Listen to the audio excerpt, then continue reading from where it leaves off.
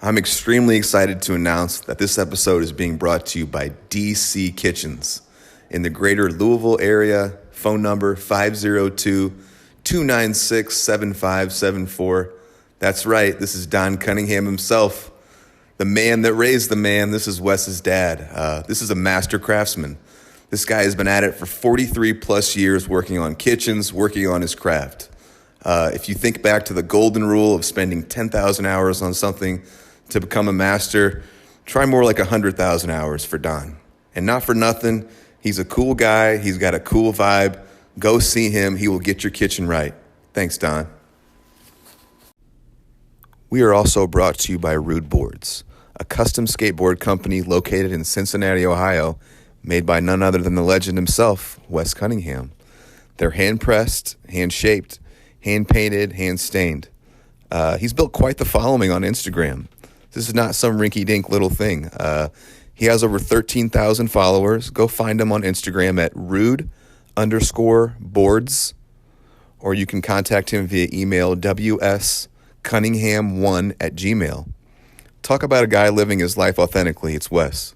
Go get a Rude board. A little disclaimer before we get rolling here. You're about to hear some ads. They are all from local entities that want to support the baseball community. A lot of these guys have deep connections. We're players themselves, so if you see having a need for any one of these services, please go patronize these guys. Thank you.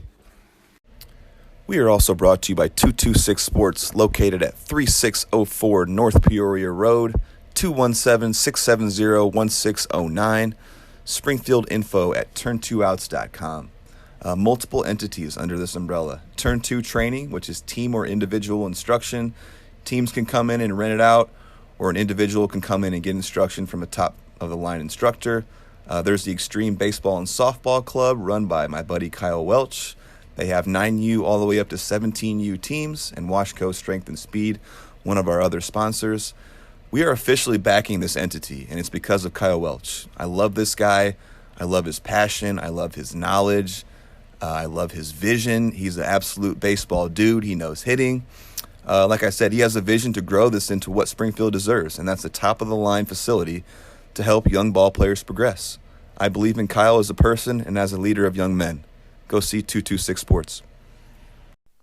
We are also brought to you by Jared Washco of Washco Strength and Speed, located at 3604 North Peoria Road, 217-899-3233, washcostrengthandspeed.com. I think Jared is the premier trainer for youth athletics in the Springfield area, specifically baseball and softball.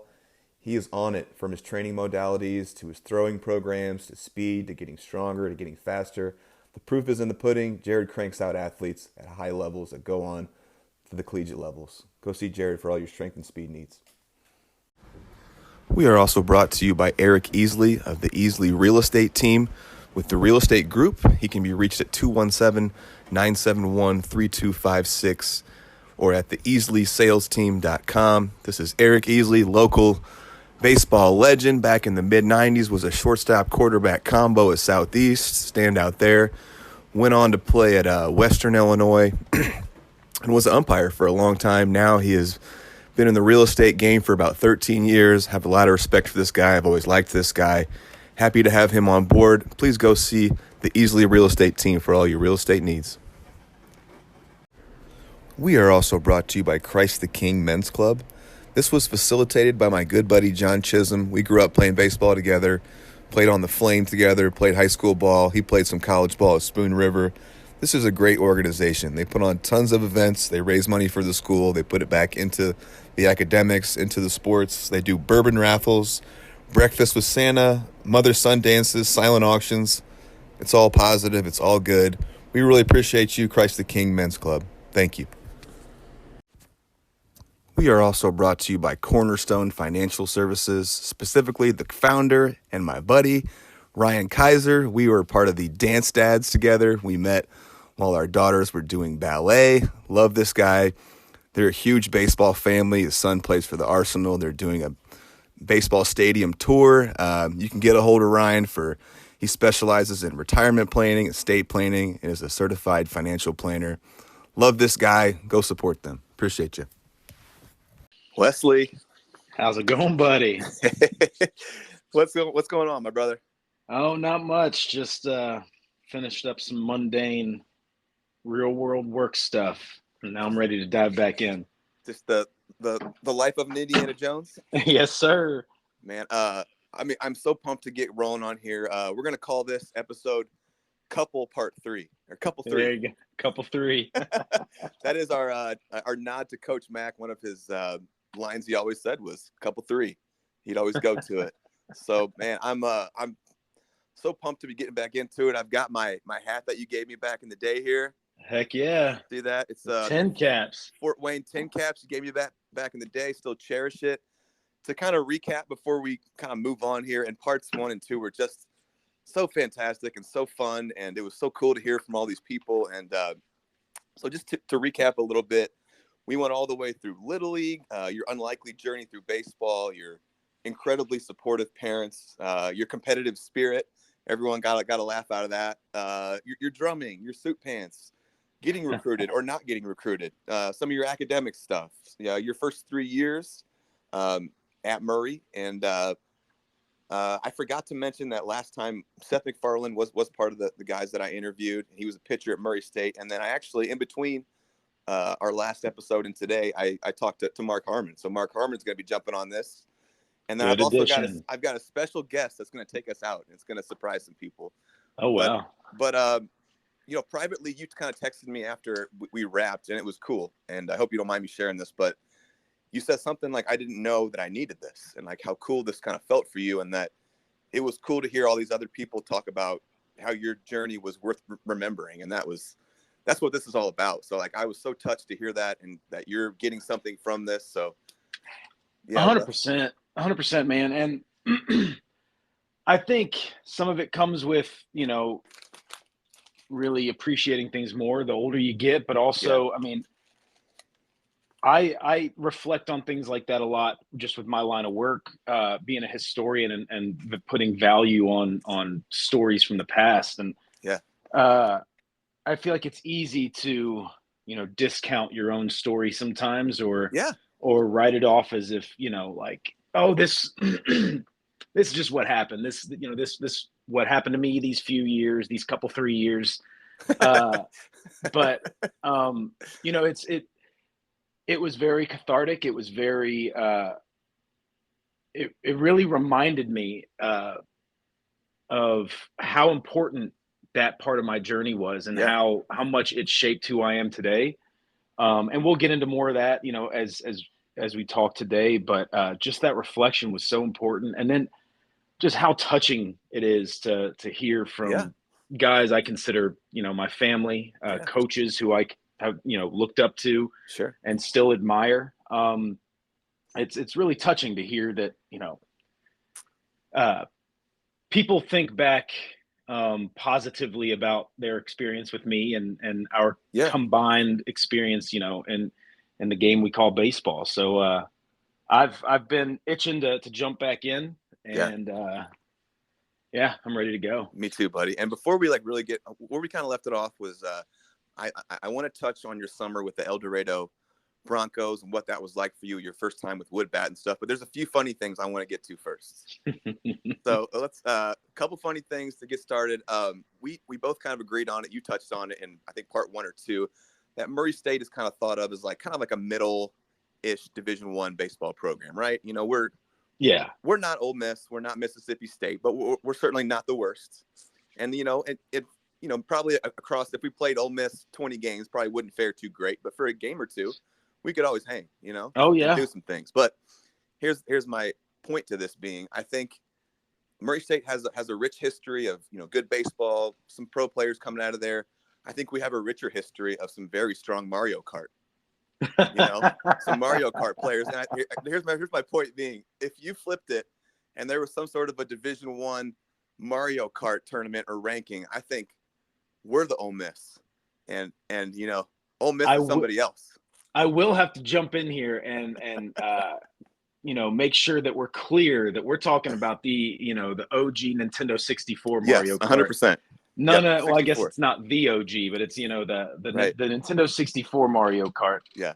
I would argue that Murray State has produced some of the best in the world, Nintendo 64 Mario that was Kart like players. during our era, it was just a big thing. It was a lot of people would congregate at our apartment. We were 10, 12.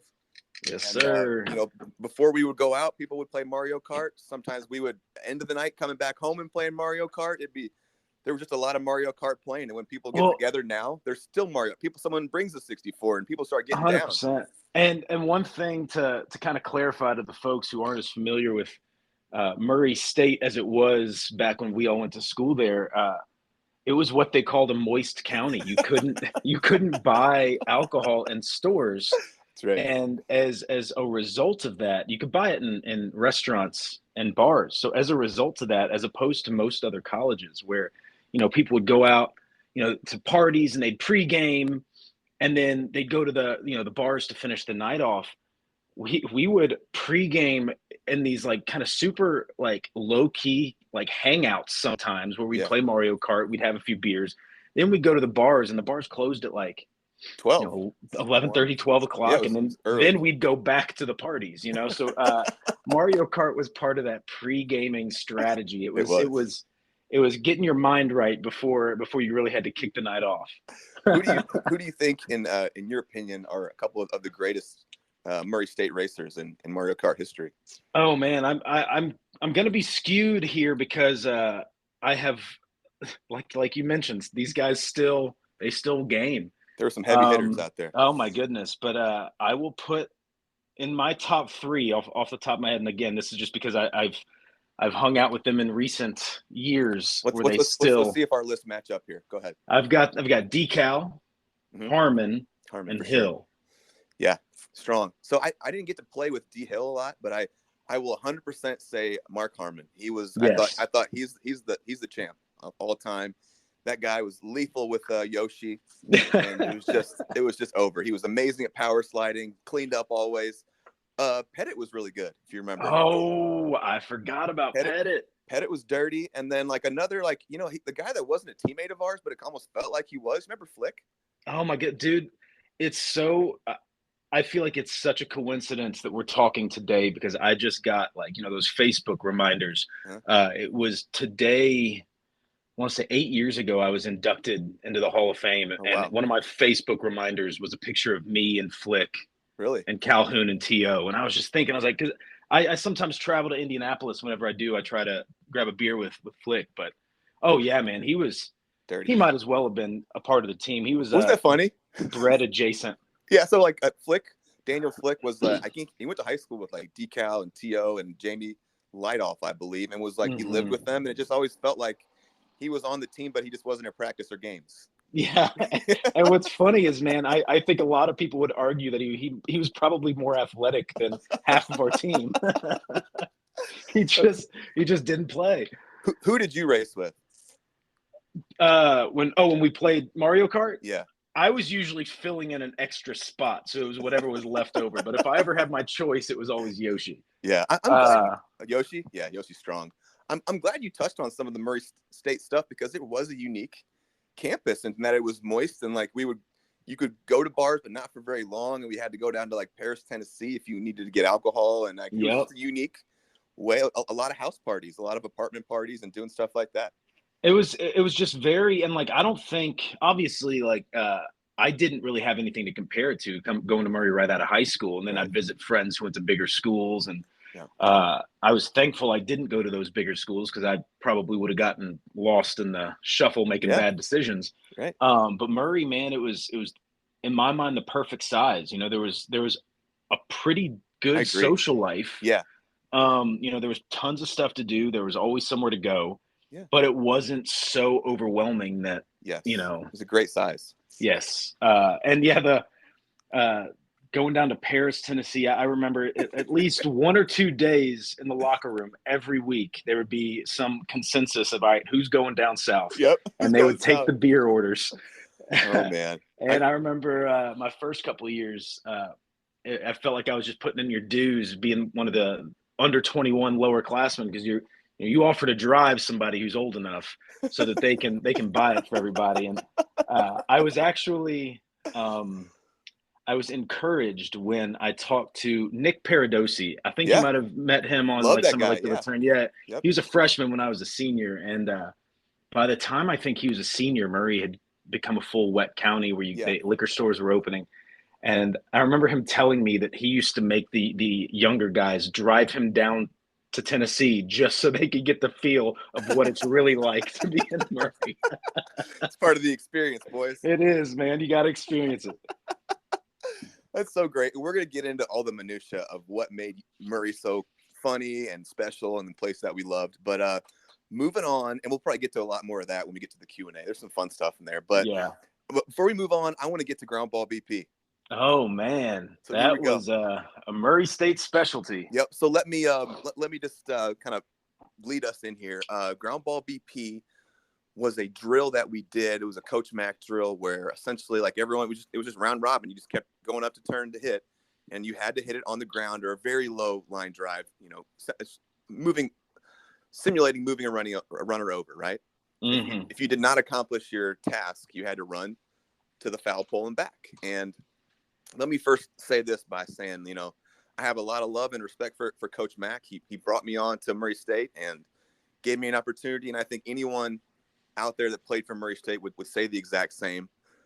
And, this is not to be shitting on Coach Mac, but we did not like ground ball BP. And there's no other way to say it. We didn't love it. It was kind of the intersection of like old school coaching of like really being very down, slicing down through the ball versus we were learning about getting the ball in the air and things like that. So people felt frustration at times of like, why are we practicing getting out? Because in Division I baseball, unless you're West Cunningham, most of the time isn't out. So I first remember Big Merm, Jason Payton.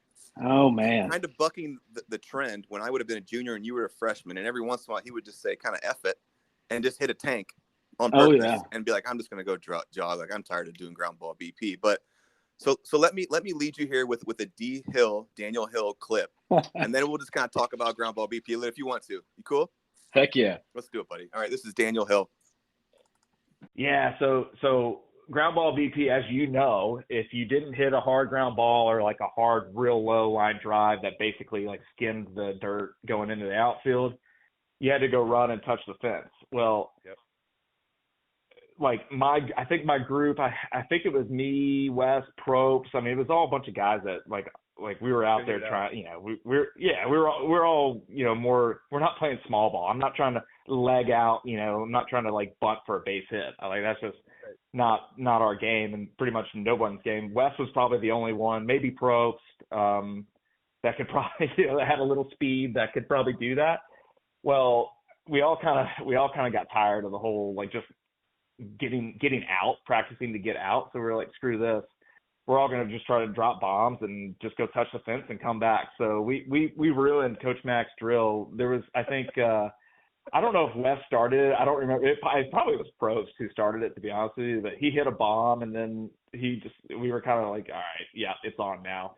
So then I think I came up like a hitter or two after, and I hit a bomb. So I was like, oh, yeah, I'm going to go jog and touch the fence. And then Wes comes up, hits a bomb, and we go touch the fence. So, like, this ground ball BP turned into like, basically, freaking home run derby, who could touch the fence the most. So like we quit practicing who could get out, and we started practicing who could hit the farthest bomb. So that was kind of the end of ground ball BP for us. You guys ruined ground ball BP. I mean, I don't want to throw Probst under the bus, but it wouldn't surprise me if it was him who was the first to just be like, you know what? Here it goes. Because, and I'll say the same thing you did, man. Like, not trying to knock Coach Mac in any way, not trying to, I mean, you find me a baseball player that didn't have, any issues with any of their coaches' drills, 100%. Then I'll find you a liar. You know 100%. What I'm saying? Like, 100%. And it had the reasoning in certain respects was there. Yes, there are times when you're not, when you do need to put the ball on the ground. But it got to the point where mutiny. Yeah, we weren't having it, and And I remember exactly what he's talking about, because it kind of came down to this point where it was just bomb after bomb. Nobody, I mean, the punishment was not so severe Right. It that wasn't would worth keep it. us from doing it. Right. I mean, I'm pretty sure I hit a ground ball and would sprint to first faster than if I hit a bomb and would just jog to the foul pole. Like, I'm pretty sure I was more exhausted from sprinting to first than I was to jogging. Did Coach Matt catch on and just bang it, or did he keep rolling it out there, or what?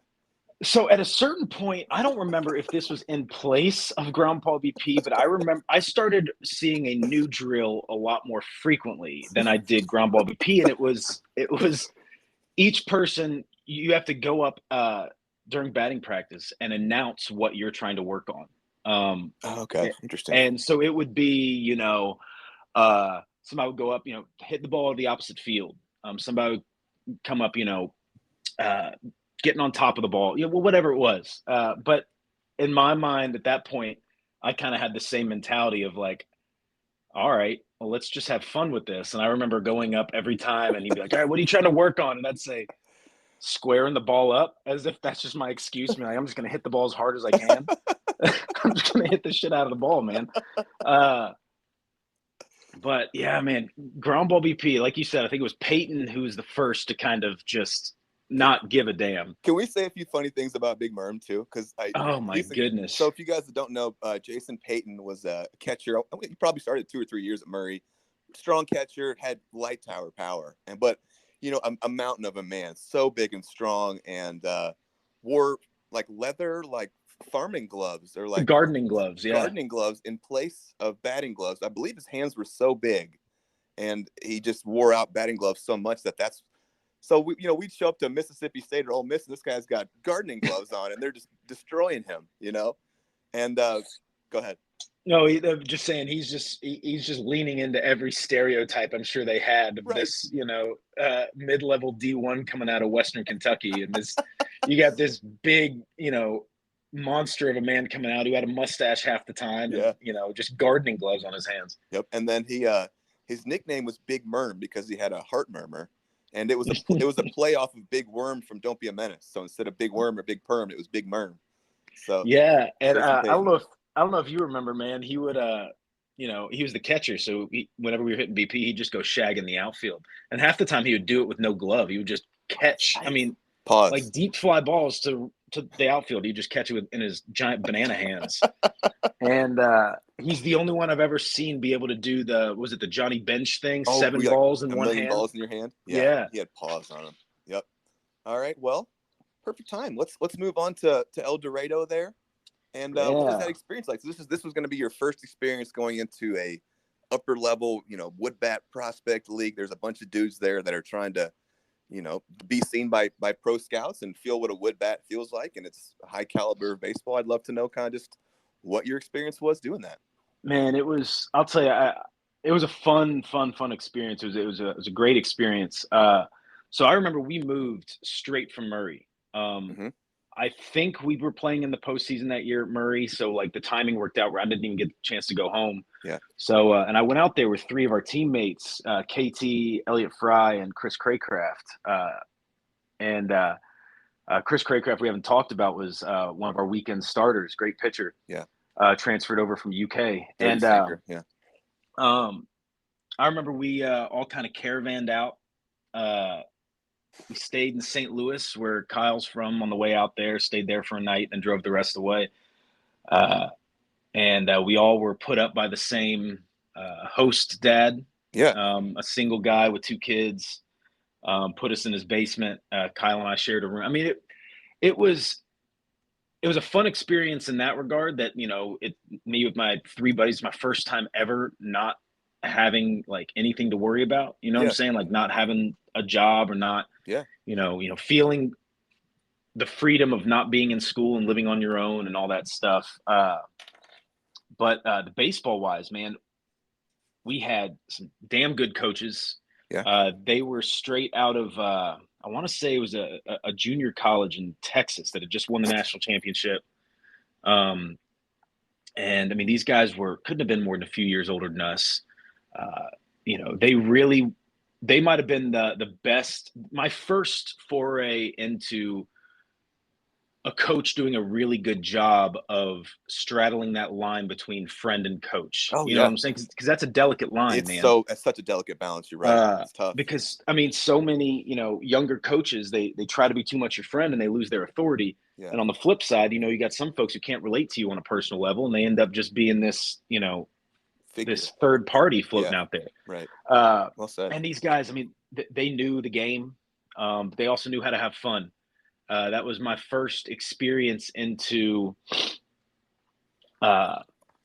being able to kind of have the best of both worlds. We could go out and in the pregame stuff, we could have our fun, we could have our laughs and everything. But once the game started, we were all business. Yeah. And got to throw a shout out to our host dad, Kirby, who I think we probably changed his life being out there having the four of us in his basement. But he was amazing, kind of made life easy for us. And then, but as far as baseball, man, like you said, it was my first introduction into, a team full of guys who are just as driven and, coming from all over the country, guys who really knew how to ball. And I mean, they were all doing the same thing as we were. We were giving up our summer to come out and see how we could do, see where baseball would take us. Yeah. Scouts were coming to games pretty regularly. We were in the middle of nowhere. I mean, El Dorado is, I want to say half an hour, 45 minutes outside of Wichita. So we were playing small towns, but it was a great experience. I have a lot of fond memories of, like I said, having fun with the guys we played with. I think I grew a lot in my kind of approach to the game, having more freedom than I was used to, because at Murray, we had freedom. We were living there on our own, but you still had class. You had other obligations. Sure. Here we wake up and there was a local junior college who gave us access to their weight room. And, cool. If you wanted to work out, you go work out. If you didn't, you could have slept in every day and not given a damn. So there's another level of kind of self-accountability. Yeah.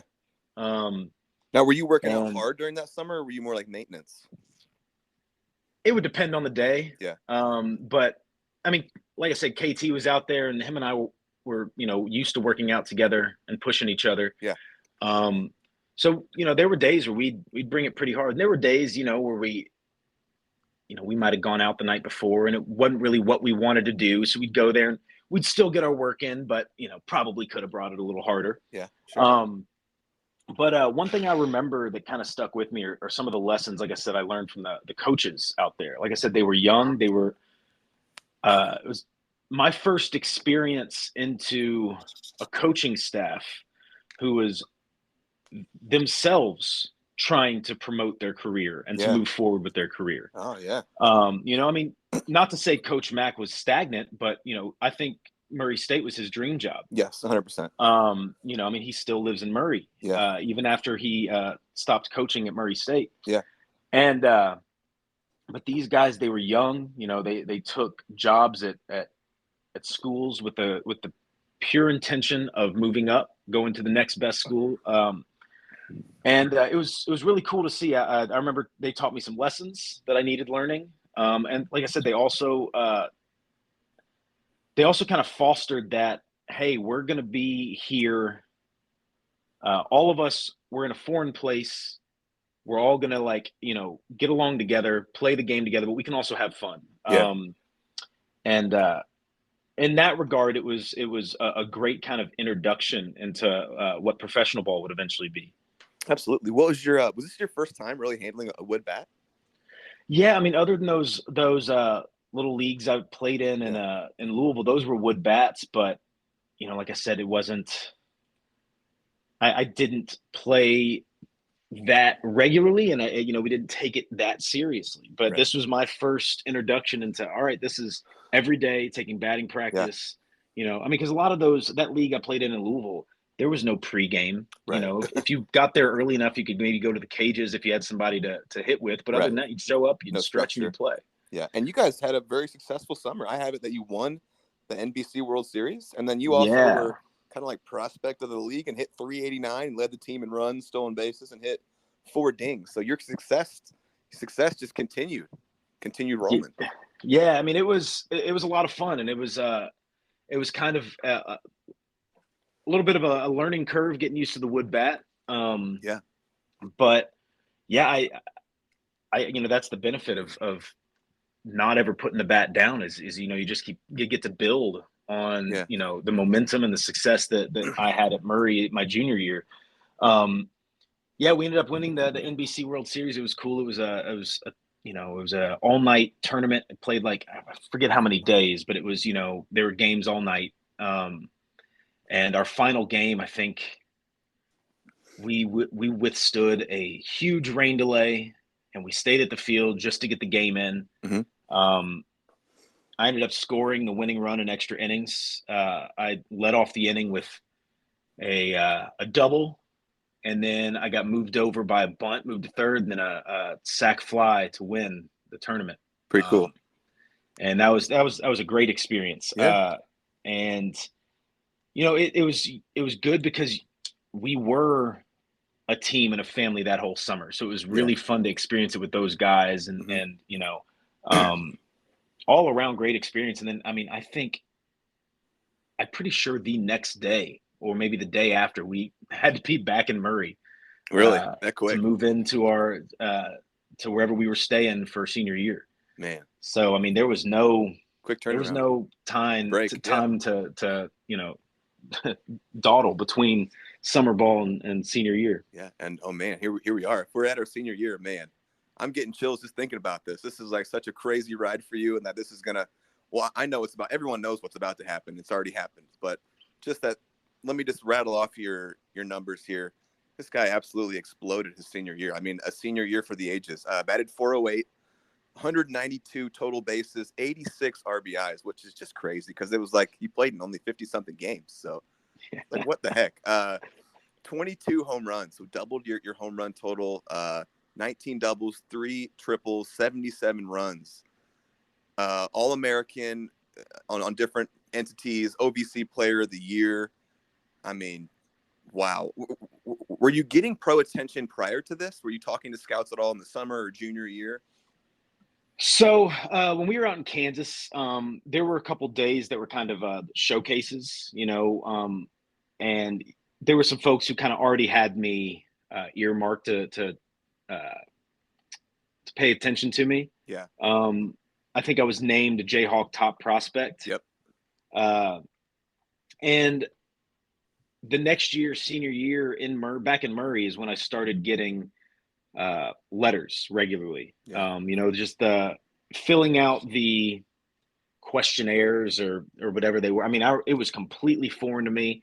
And, Man. You know, when the season started, I started to notice a lot more that were there to see me. And, you know, I noticed them not just at the games where we played the UKs and the Ole Misses. You know, I started noticing scouts coming to Murray to check me out.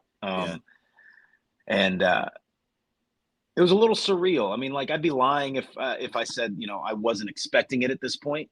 Right. If you're playing like that. Yeah. I mean, at this senior year is when it kind of finally dawned on me that, oh, wow, like, you know, I have a good chance that, you know, this isn't going to be my last year playing ball. Yeah. You're going to play in the next level. Yeah. And so thankfully, you know, it kind of dawned on me a lot more subtly. So I was able to kind of wrap my head around it a little easier. Mm-hmm. But yeah, I don't remember it ever changing anything about my approach or anything like that. You weren't feeling more pressure or anything like that? No, I really wasn't. And it was incredible. And I wish I could say it's just because I'm that calm under pressure, but that's not the case. You know, like, I mean, in baseball, I think it probably is the case more than other aspects of my life. But, you know, I think it helped that I was at Murray State. I was surrounded by people that I had, you know, lived with for the past 3.5 years. And, you know, I felt comfortable around these. You know, these guys are my family, most of whom I'm still very, very close with today. It'll keep you grounded too. Yeah, I mean, it's a great thing because it doesn't leave a lot of room to start thinking about the outside world when you're surrounded by people and you just want to be in the moment. You know what I'm saying? That's like, great. you're not thinking about oh shit, who's here to see me? Did I just look stupid on that curveball? It's Right. You get back to the dugout and you have to worry more about Hill making a wise crack at how dumb I looked at that curveball. Like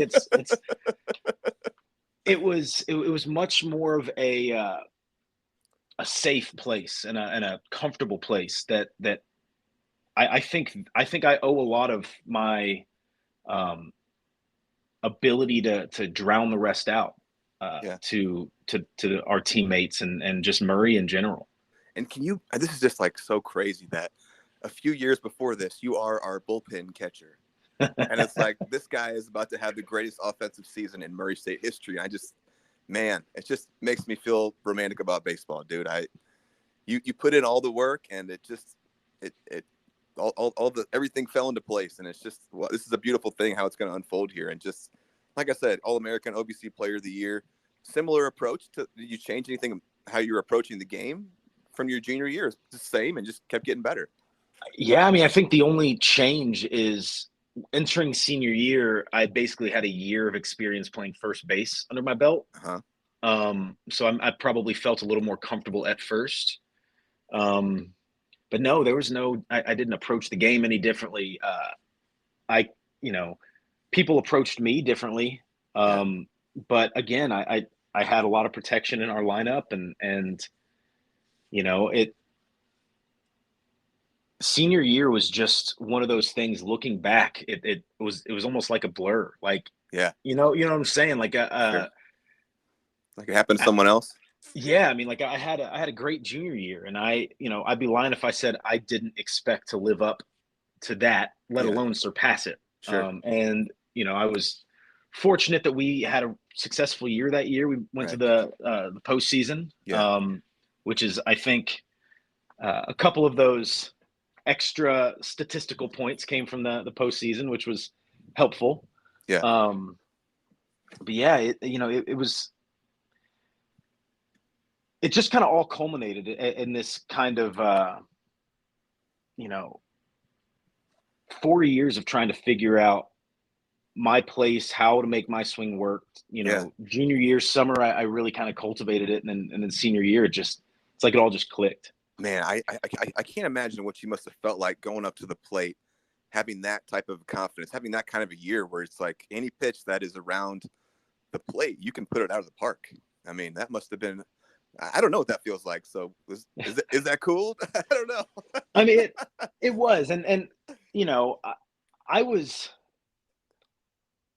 definitely more confident senior year. Yeah. I mean, as not to sound super egotistical, but I mean, I was so comfortable at the plate, and my numbers reflected that.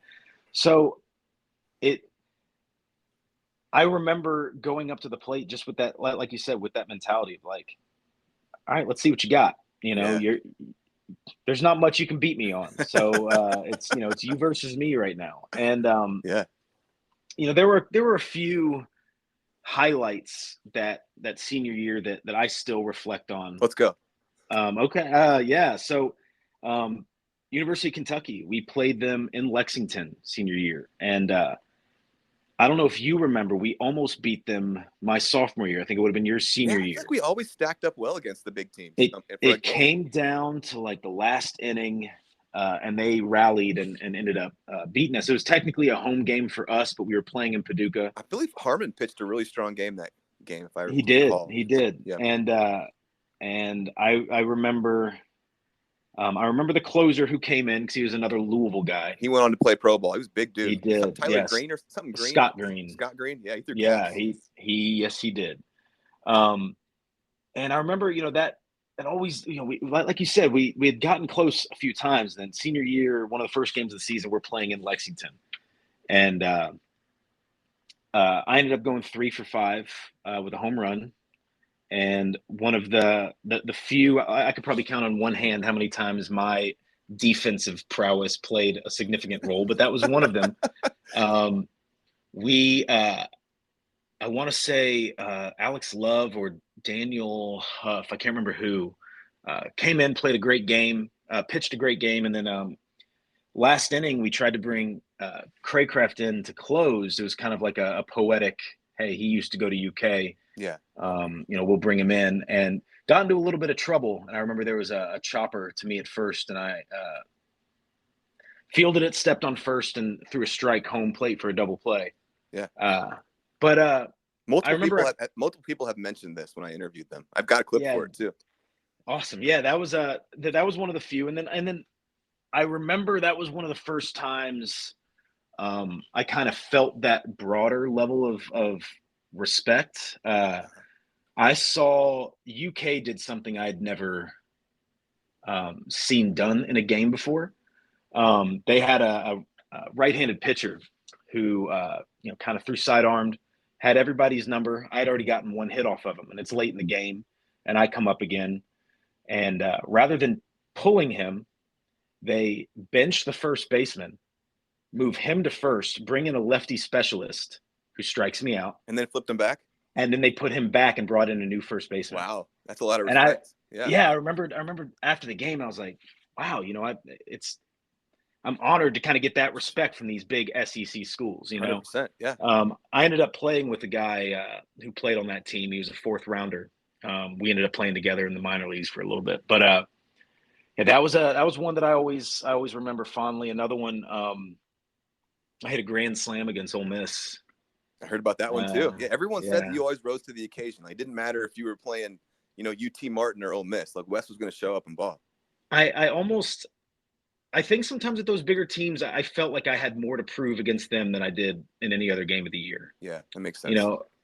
Just because, and I'm sure other guys could speak to it, that some of these big teams sometimes saw Murray State come in. And it's like, all right, this is an easy weekday game. Yeah.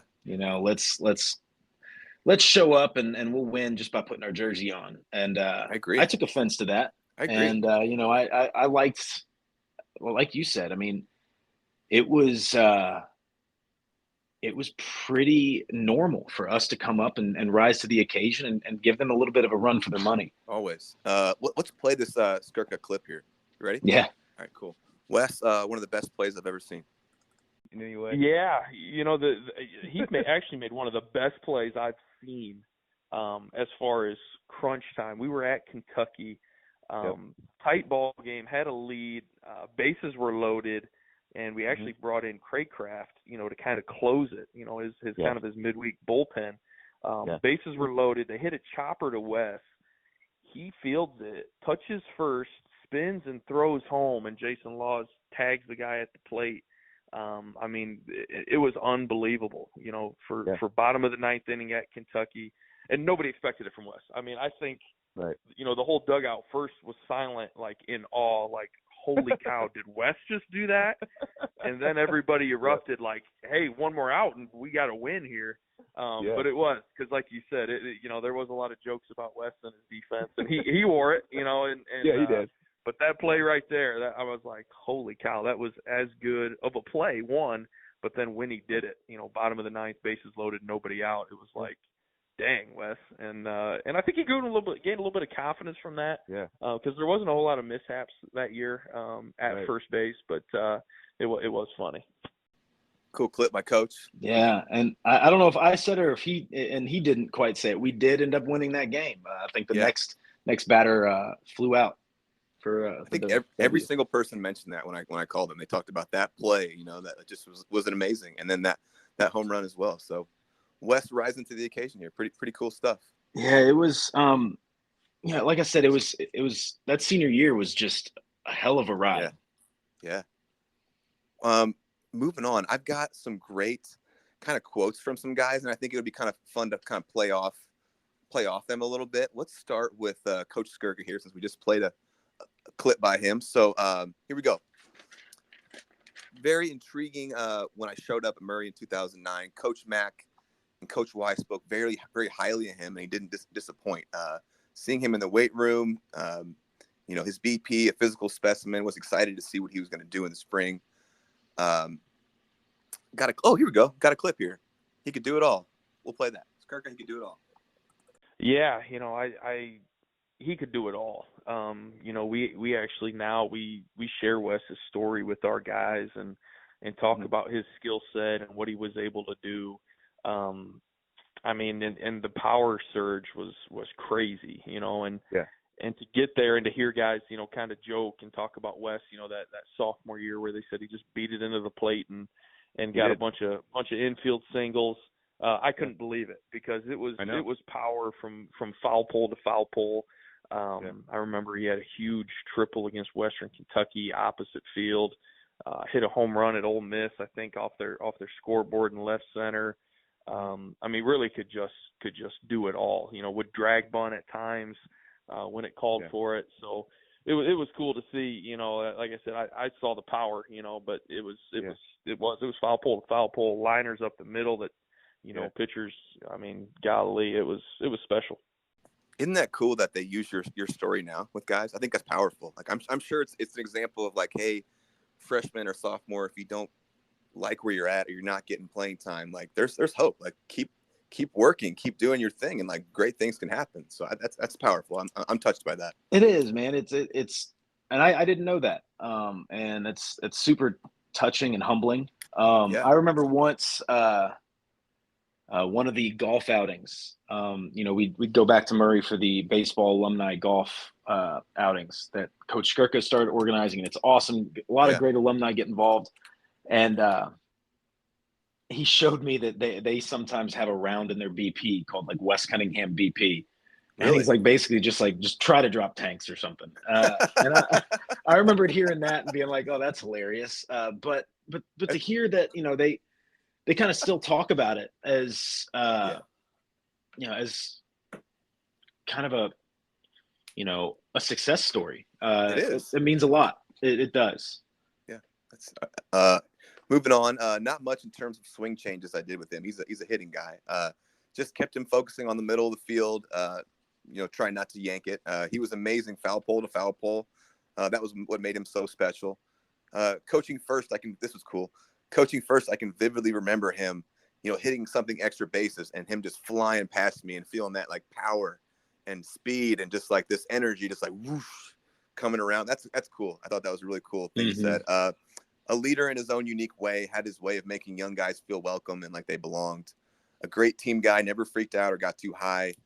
We to this day, like I said, use his story, his progression to help motivate guys. So cool to hear from now the head coach at Murray State. Yeah, and I'll tell you one thing that that stuck with me from Coach Skirka. Like you said, he was our hitting coach.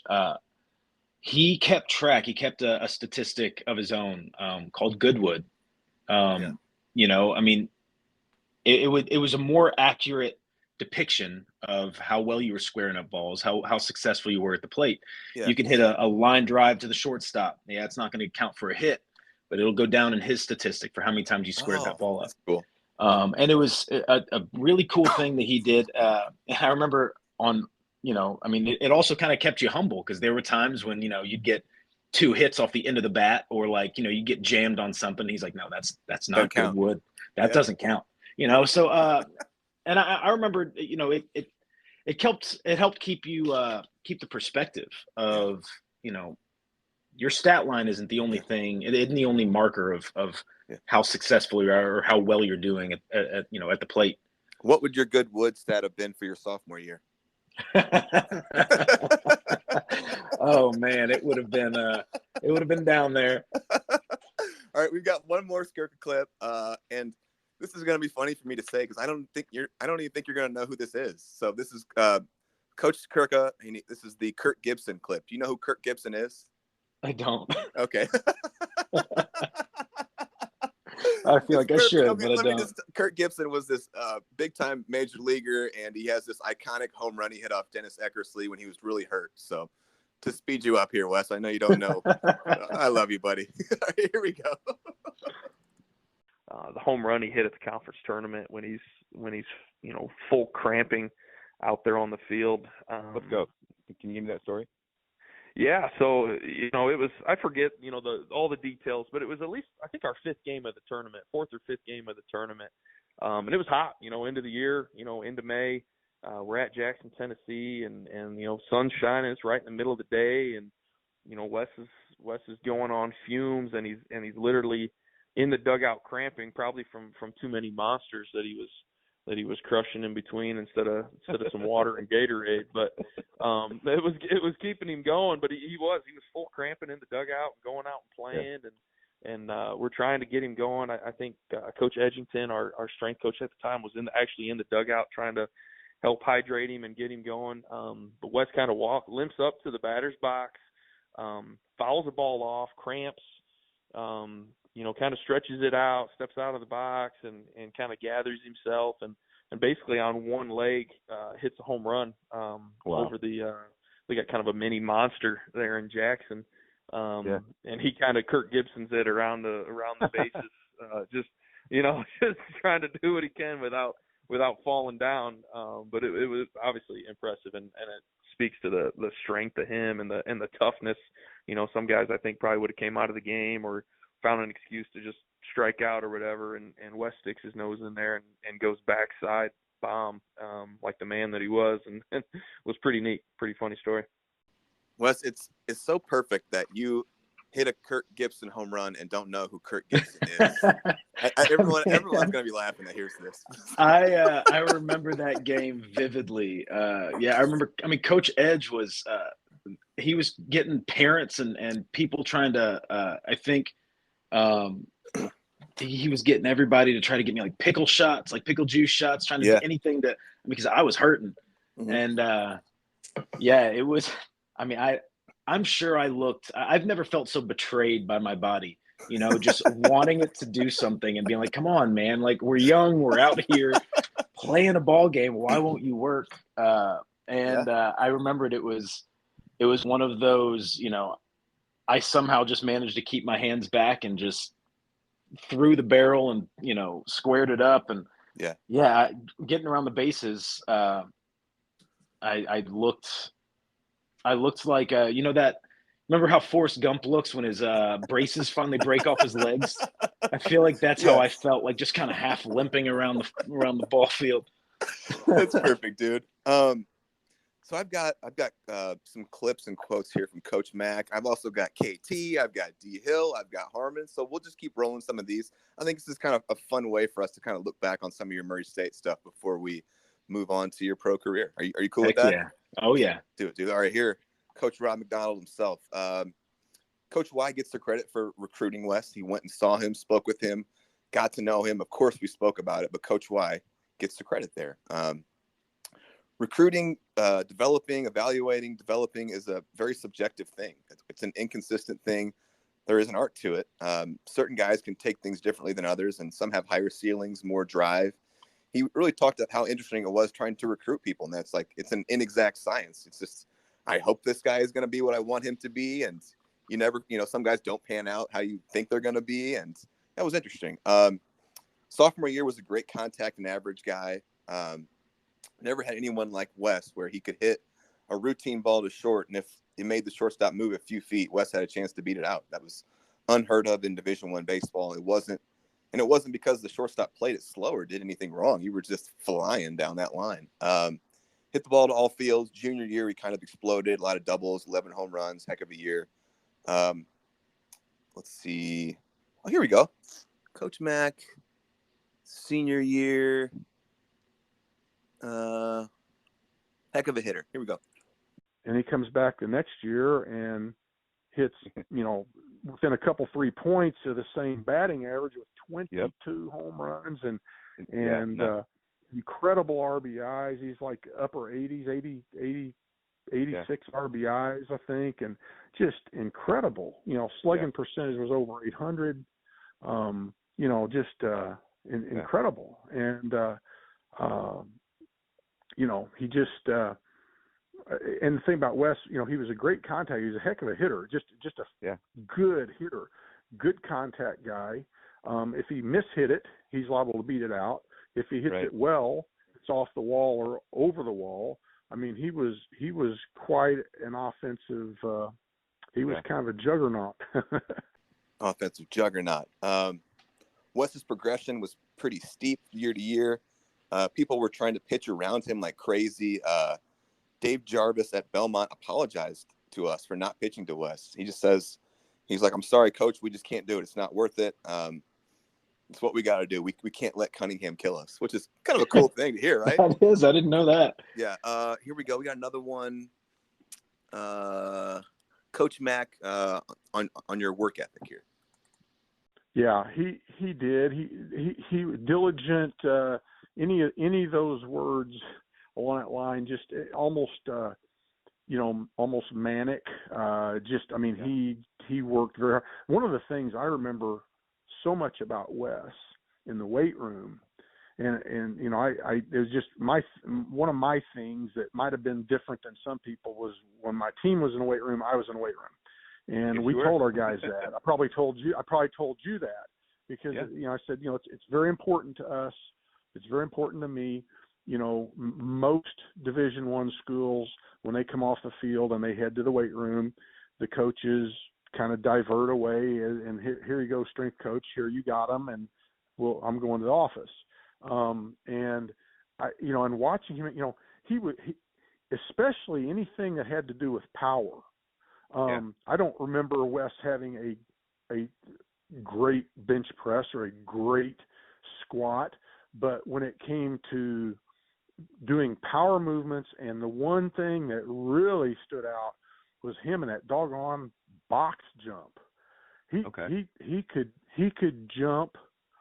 He could jump, explode so high that as I remember it, I mean, it was like at my shoulder almost. Yeah. I mean, he could just explode.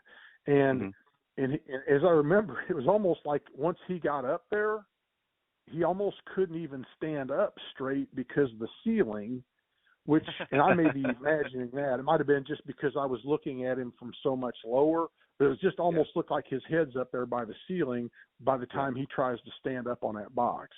And I think we almost had to kind of contrive things to make sure, because I'm not sure that there were any boxes that were tall enough. They had to multiply things and have people hold it to where it didn't fall over. Pretty cool hearing that kind of stuff. Oh yeah. And I mean, to Coach Mac's credit, he was in there with us every day. He worked out harder than half our team. Strong guy.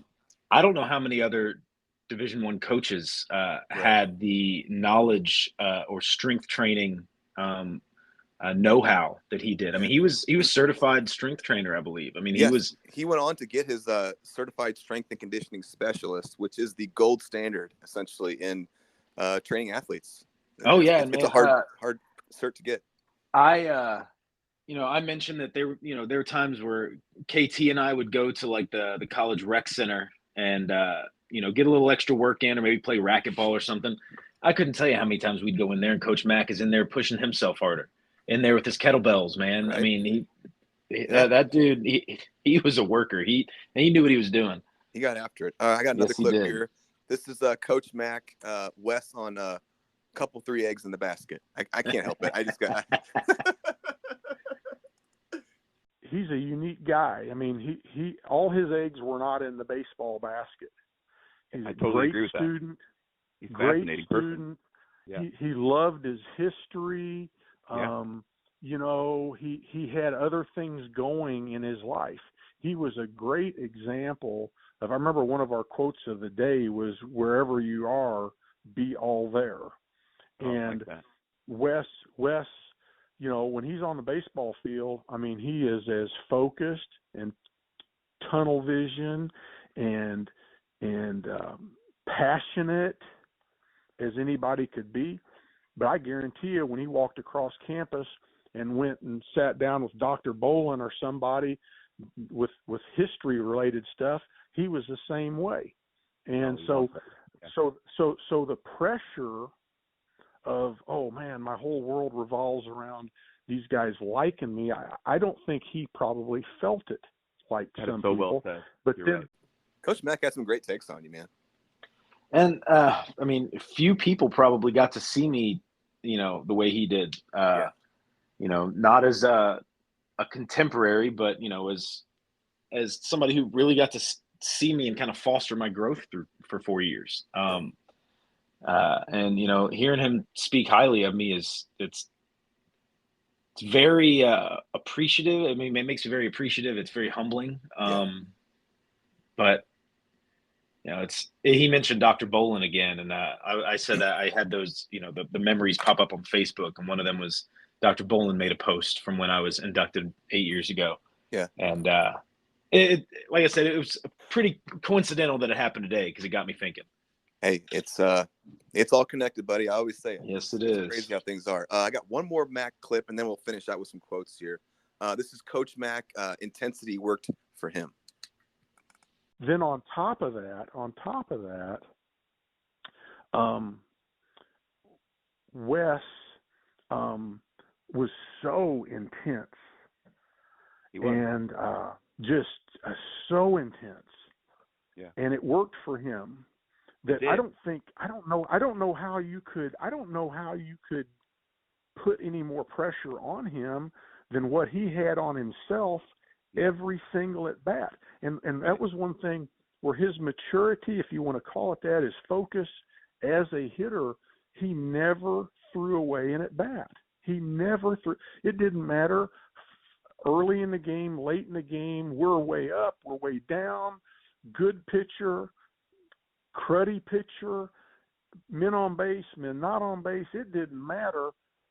Every at bat got his absolute best. And there's very few people that can say that. It's like, man, cool clip. Another cool one. That is, man. And that was, like I said, I think I said before last time that was one of the things I kind of prided myself on. Like there's only so many things you can control in baseball, especially and I think some of it might have come, like I mentioned last time, some of it might have come from being a DH for an entire year. Being at the plate was the one way I could make my mark on a game. Yeah, well said. Continuing on with our Matt quotes here. He could get very upset over an at bat and then flushed it. Then next at bat, he's better than before. Wouldn't get emotional about it after he let it go. That was very special about Wes. Was able to hyper focus. Number one hitter all time at Murray State history. There's no argument for anyone else. The simplicity of his swing, the shortness, not a lot of moving parts, not much extra movement. His explosiveness athletically allowed him to be short, quick, and explosive. He didn't need a lot of movement to be powerful with his swing. That allowed him to be more precise. And then he just said, so explosive. Wes caught a lot of grief from his teammates on his fielding. He said that same story about the teammates cheering you on when you hit that. That was hilarious when you told the story about the web gems. Yeah. Everyone's like diving and making web gems, and then he just hits you a regular pop-up. Oh, man. Yay, Wes. You did it. You did it, buddy. Moving on. When we moved into the outfield, we found out Wes and fly balls didn't mesh super well. Chasing fly balls with his arm up, we laughed about that. Did fairly well at first, was the best throwing first baseman in the country. This is cool. He said he used to come up to you all the time and tell you, you're the best throwing first baseman in the country, like pumping you up. Like, you got a great arm, dude. Like, don't forget about it. You're the best throwing first baseman in the country. Is that accurate? Oh, yeah, man. So much Cool. so that you remember PFPs, pitcher fielding practice. Of course. Part of those often would be, we'd work on left-handed pickoffs to first. And I used to look forward to that because a lot of part of that drill was, imagining that the runner just took off to second and the fielding it and throwing it from, first base to second base. And I felt like I was able to kind of show off my arm because, well, like I said, as we've made abundantly clear, like defense was never my strong suit. But my arm, I always thought accurate was arm, good. though. Yeah. My arm, and I think Coach Mack appreciated it a little bit extra because it had kind of that catcher pop. It was the quick glove right to hand. Boom. Yeah. Yep. Here, coming back to this, and we laughed about this previously, but we laughed about the two-handed catching it, the hand behind the web, closing it. He goes, I never saw anyone else do that. We laughed. One of the greatest and best plays in Murray State defensive history, made by Wes against UK. A rocket to Wes, two-hopper. He snags it, takes a step to get him at first, then guns him home. Jason Laws was catching maybe. Mm-hmm. Guy gets tagged out, game over, we win. Wasn't going to be the guy who hung on in pro ball as long as he could. He had other interests and things to do in his life, and when it was time to hang him up, he walked away with his head held high. That was cool. We'll get that. And there's a really cool moment in the Running with the Racers podcast you did with Dave Windor, where you talked about the end. And I'm not excited to get to your end of your pro career, but how you handled it was so unique and mature. It's a cool moment. Scary to think what he could have done if he had another year in college. He said Wes was a helmet breaker, door puncher as well. Maybe I had a soft spot for him because of that. He talked about that was him in college. So he said he was always breaking stuff and punching stuff. And there was a story, he said when he was at U of I, there was a tire behind the dugout that was known as his tire. It was like tied to a tree or something. And if he got out, he would go beat the shit out of it. Wow. Yeah. Isn't that funny? Like you would never guess that, right? I don't think anybody, you could have given us a million guesses in college and none of us would have said, yes, that's the personality of our soft-spoken coach. Hey, the more you know. Yeah, man. We all have different shades to us. Maybe that does explain why he never harped on me as much for it. It didn't seem like he did he? You no, was like, okay. Yeah. And part of it is because I was able to kind of shake it off usually pretty quickly. But yeah, he never, and I spent my entire life with a baseball temper. And I spent my entire life having coaches, try to beat it out of you, talk me out of it, beat it out of me, and he never did. I don't remember him getting on you. Yeah. No, it was, don't hurt yourself, don't hurt anyone else, but do what you need to do. That story about you punching the hole in your helmet and decal wearing it around is all time.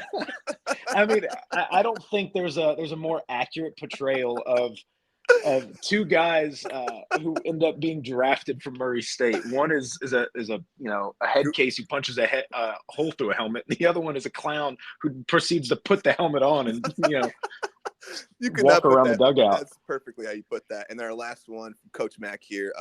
So special seeing the man he has turned into, the life he has built. I'm so proud of him and happy for him. So really cool. And it was cool talking to Coach Mack about you. You could tell he holds you in such high regard and, thinks so highly of you. So Coach Mack, all right, buddy. Now we're moving on. I've been itching to get to this. This is KT time. It's Kyle Tiernan. Oh yeah. KT, like I said, longtime Murray State great, shortstop. I want to say he probably started 3.5 of those years. Yep. Awesome fielder, awesome guy, hard worker, great swing. Like we talked about, he had an interesting career. He was this highly touted prospect out of high school, probably could have gone somewhere above Murray State, and it just probably he didn't have the career he thought he was going to have or was projected to have. And, him dealing with that and just interesting. But KT, so you guys ended up living together, your junior and senior year, correct? And then played together for El Dorado. Mm-hmm. Would you say he's probably your best friend from Murray State or ish? Yeah. Yeah, I think easily. I always when I was first kind of introducing my wife to our Breds family, I kind of explained it in that like everybody kind of had, we were all super close, and I'm talking about like the core group of guys that that we still are in touch with today. We all were at each other's weddings, things like that. Like, there's this core group of guys that kind of spanned, several years in either direction. Yeah. But we all kind of had, that one guy who we all just tended to, be closer with. And we kind of came in pairs, Decal and T.O. Yep, me and Kyle, you got Monkman and D-Rock, Harmon and McGahey, Sella and Leaper. I mean, like, it was interesting how it just kind of worked out that, like, everybody kind of had their pair. Yep. And Kyle was definitely, that for me. Like I said, we lived together for last 2 years in college. Yep. And summertime, and still very close to this day. Are you ready for some KT stuff? Yeah. We're going to get to the thing that I've been wanting to get to during this the whole time, that I think is absolutely fascinating, and it'll be very apparent when we get to it. So here we go. Wes and I are as close as anyone I know. He's the first person that I met at Murray, and we already played that kind of cool clip about you guys meeting and bonding over poker as freshmen when you moved in. Remember that? Mm-hmm. Yep. Cool. Wes is an easy book to misjudge. Like, who is this guy? Then you meet him, and he's the most genuine, down-to-earth, smart, charismatic guy ever. Wes was so grounded in the things that he was passionate about, wise beyond his years, really strong academically. And then here we go. Our first one, KT. Wes just went out and played free. Here we go. Yeah, and I think that the benefit for him, at least on the baseball side, and maybe in everything that he did, we as baseball players who wanted to prosper and whatever, I think put so much pressure on every stat 100%. line, Yep. outs of the game. Wes just went out and played, and he didn't care about what it looked like. He didn't care about who was watching, who could be watching. I don't even think he understood that part of the game, which was great. To go out there with almost no pressure and just use his raw talent, even though it was unorthodox, and just literally dominate everything. Cool there. It's funny because we were living together when I was getting my first letters from, major league teams, and I had no idea. I was like, "What the hell is this? Is this real? This seems fake." It's just a mass letter they send out to people, and he had to sit me down, like, "No, this is a big thing. Here's how you fill this out. Here's what." I mean, it was like a dad helping his kid with his math homework. Because I'm pretty. I mean, he had gotten these, in high school. He understood. He had a lot of friends who, had already been drafted. I mean, he understood this whole process. Yeah, absolutely. And you were just like, "What is this thing?" I was like, "This doesn't look real. Looks like some BS letterhead somebody printed off." I'm gonna throw this in the trash. All right, moving on. Really comically athletic. That's interesting. Maybe the fastest guy on the squad, our strongest. Pound for pound, Wes could will himself through things that were pretty incredible. A pure will and desire to beat the competition. Frustratingly, I was usually the guy he was beating.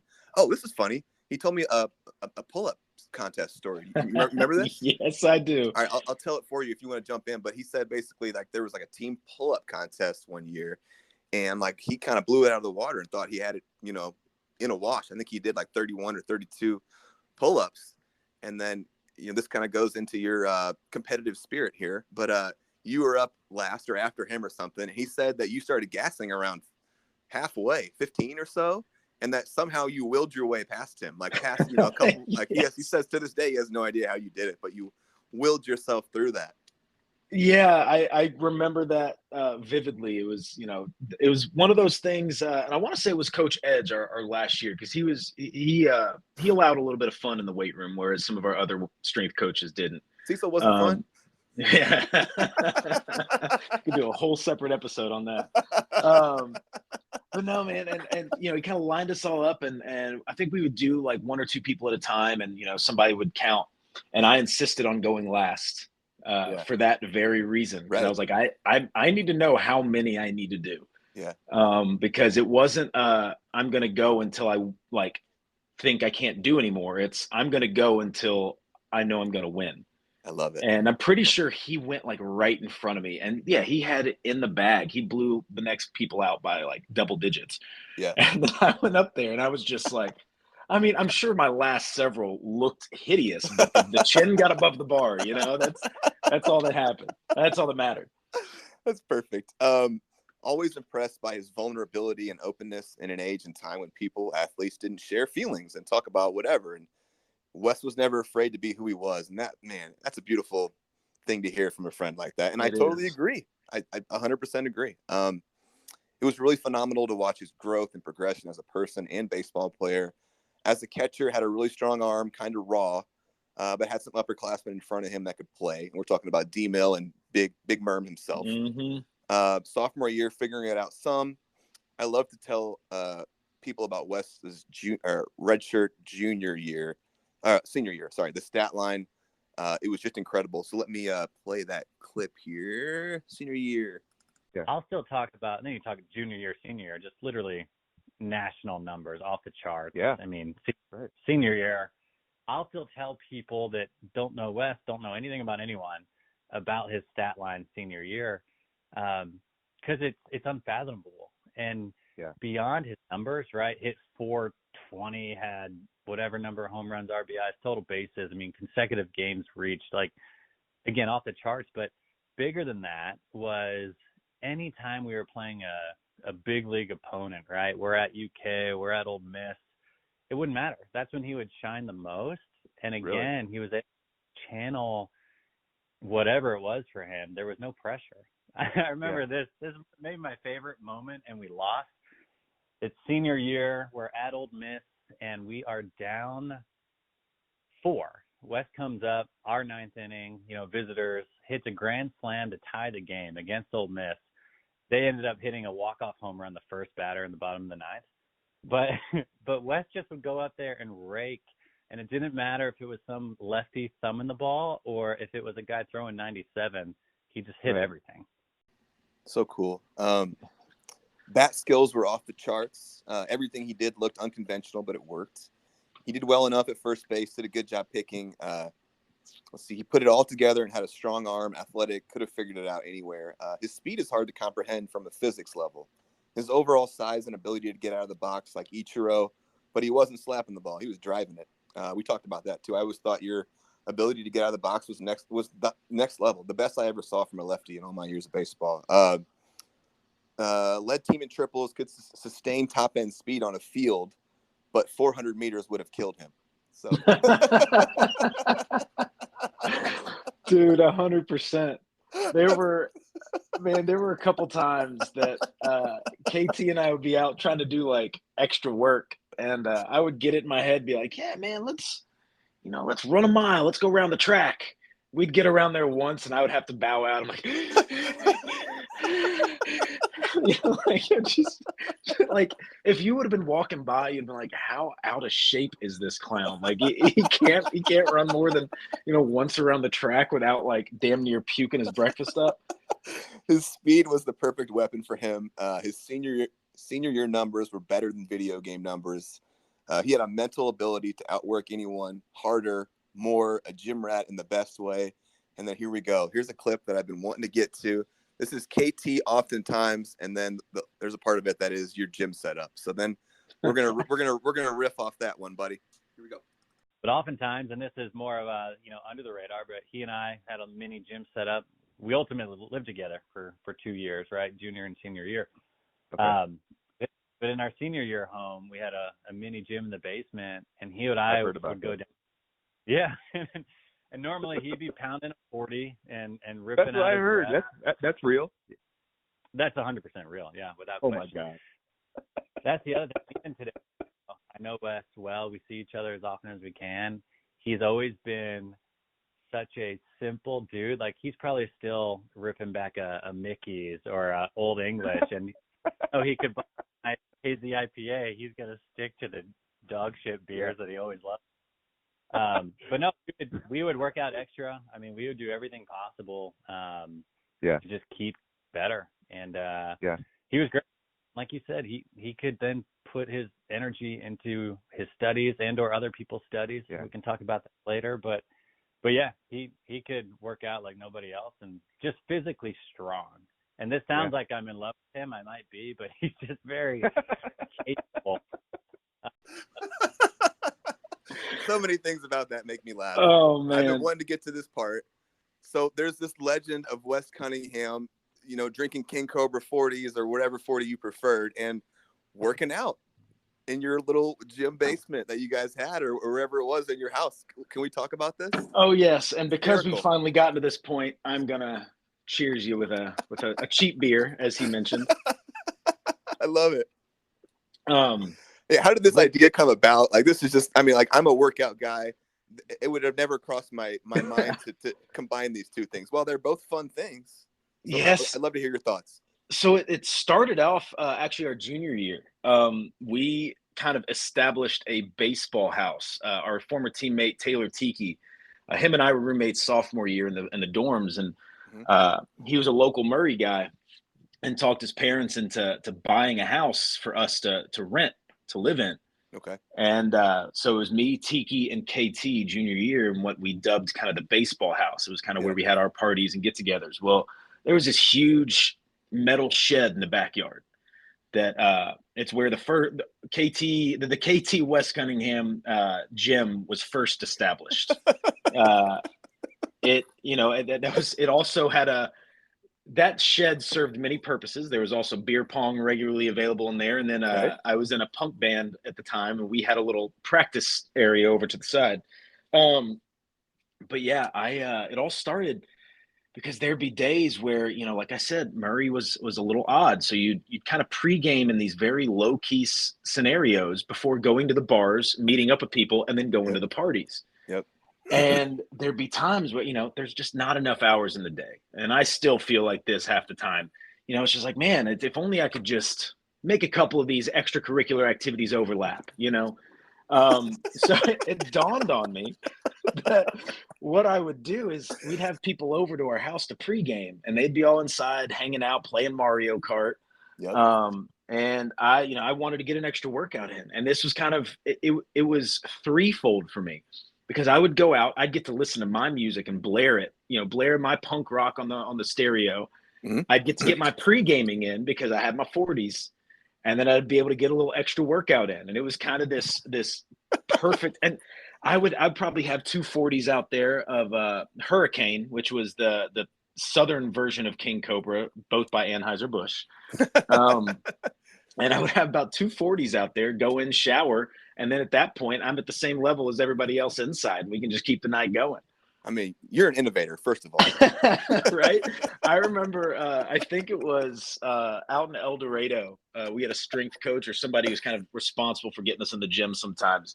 And I approached him. I was like, hey, man, have they ever thought about doing, like a energy drink / muscle milk / malt liquor? Because we should combine them all. And of course, in my mind, all I think about is just the havoc that would wreak on one's stomach. But, at the time I was like, I want to combine everything. Only one drink. That's all I need. How would these workouts go? I mean, would you ever get like pretty sauced up or what?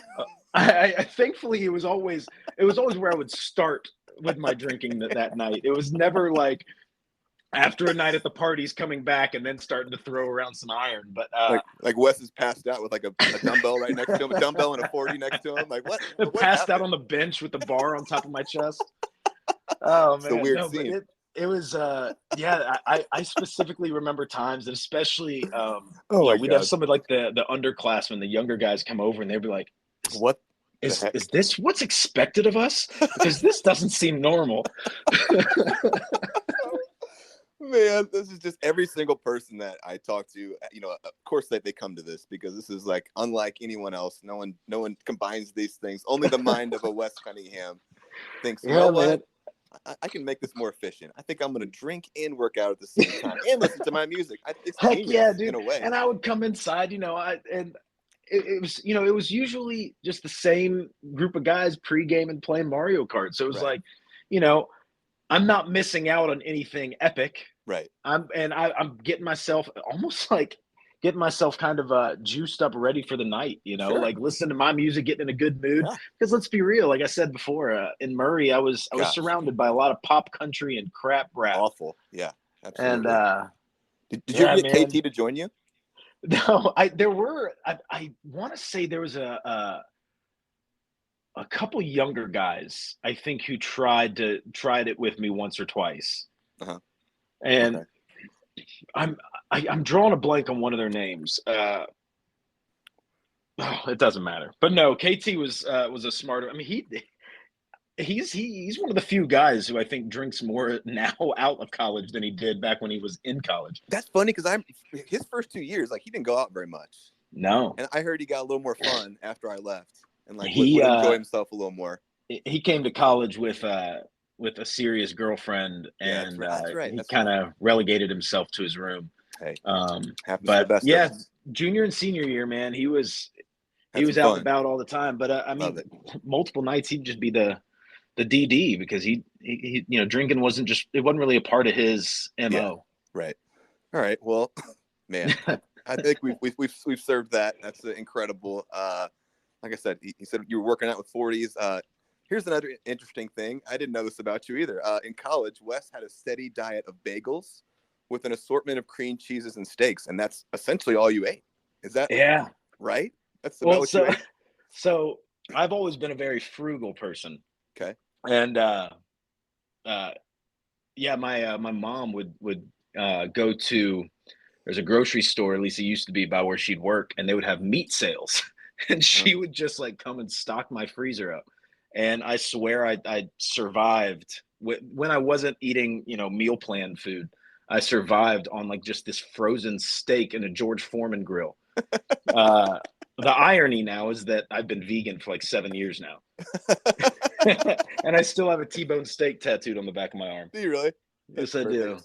That's perfect. Yep. All right. Yeah. You know, we all eat in funny ways in college. I remember one time. Man, you just make do with what you got. I remember one time Leaper came back to our apartment. He was like the first semester he did not have a Winslow card or anything. He was like, guys, can you start like bringing me back like some fruit or stuff? I don't think I'm getting enough vitamins. He was like only eating like the crappiest canned food you could ever find. And like, man, Leaper, I could do a whole episode on that guy. Love him. Oh my goodness. I'm sure you have some stories living with him. I saw enough of it just from the outside looking in. I was perusing the old there's like a private Facebook group that we have for Murray State baseball players. And like if you go back through some of those stories, they're a riot. And there is a story between you and Leaper that I just read the other day that is hysterical. It's worth going back and looking at. It's only for our eyes. Anyway, KT talked about Cracker Barrel pregame. You guys go to Cracker Barrel sometimes together? When my folks were in town. Cool there. Yep. He said Wes ate like a clown, worked out like a beast, and somehow put it all together. So that's cool. Oh, here's a cool thing. This is KT Go for a Drive friendship. You ready? Yeah. Do it. So on a personal side, he and I used to just drive, right? We lived together, but we also would just get out. And that's where, he and I probably created a deeper bond. But, we would literally drive the back farm roads of Murray and just talk shit and talk whatever about life, family, dreams, goals, whatever that might be. And what's funny, if I could go backwards and assume what we were talking about, I'm sure mine was all baseball. And I don't think Wes ever talked about or had an idea wanted to play baseball beyond what he was doing now. Really? Like you talked about, there was archaeology, there was history, there was furthering his education and things. Obviously the music was key, which is great. But no, he was just super deep, down to earth. And so that was a great, again, personal moment. But the fun thing for me, we'll hit on his music a little bit. And I got to see so many sides of Wes, but he was a heavy punk drummer, and punk, not like punk rock, punk, real punk. And some cool things, did some shows in town and whatnot, but I always loved fucking with him by calling out like a Blink-182 cover, which he despised. But then if they were playing a live show, everybody else would get hyped up for that, and then they would have to play a set in Blink-182, and that was like my dream, just to make him miserable in those moments. Oh man, spoken like a best friend. You got thoughts? Oh my God, man! I know. So, the Mexican joint in town, was it El Mariachi? Yep. So our senior year, I think they started having like live music occasionally.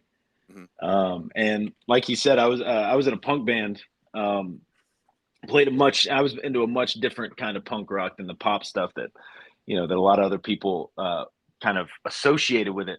Yeah. And we played once at El Mariachi, and again, this speaks to how close we were as a family. The entire team came out, man, showing their support. They didn't know, they could care less about the music. They, it's not their scene, it's not their style. But I'd be lying if I said there was less than 20 of our Breds teammates. But on the flip side, at the same time, they all knew how to get under the skin. And like he said, they would recommend these pop punk songs that I hated, and like some of the guys in my band would be like, they're just excited that the crowd is into it enough to make shout out, for wanting to play a cover song, because we were just playing all originals. Yeah. And sure enough, the second our guitarist heard it, they're like, oh, we're playing it then.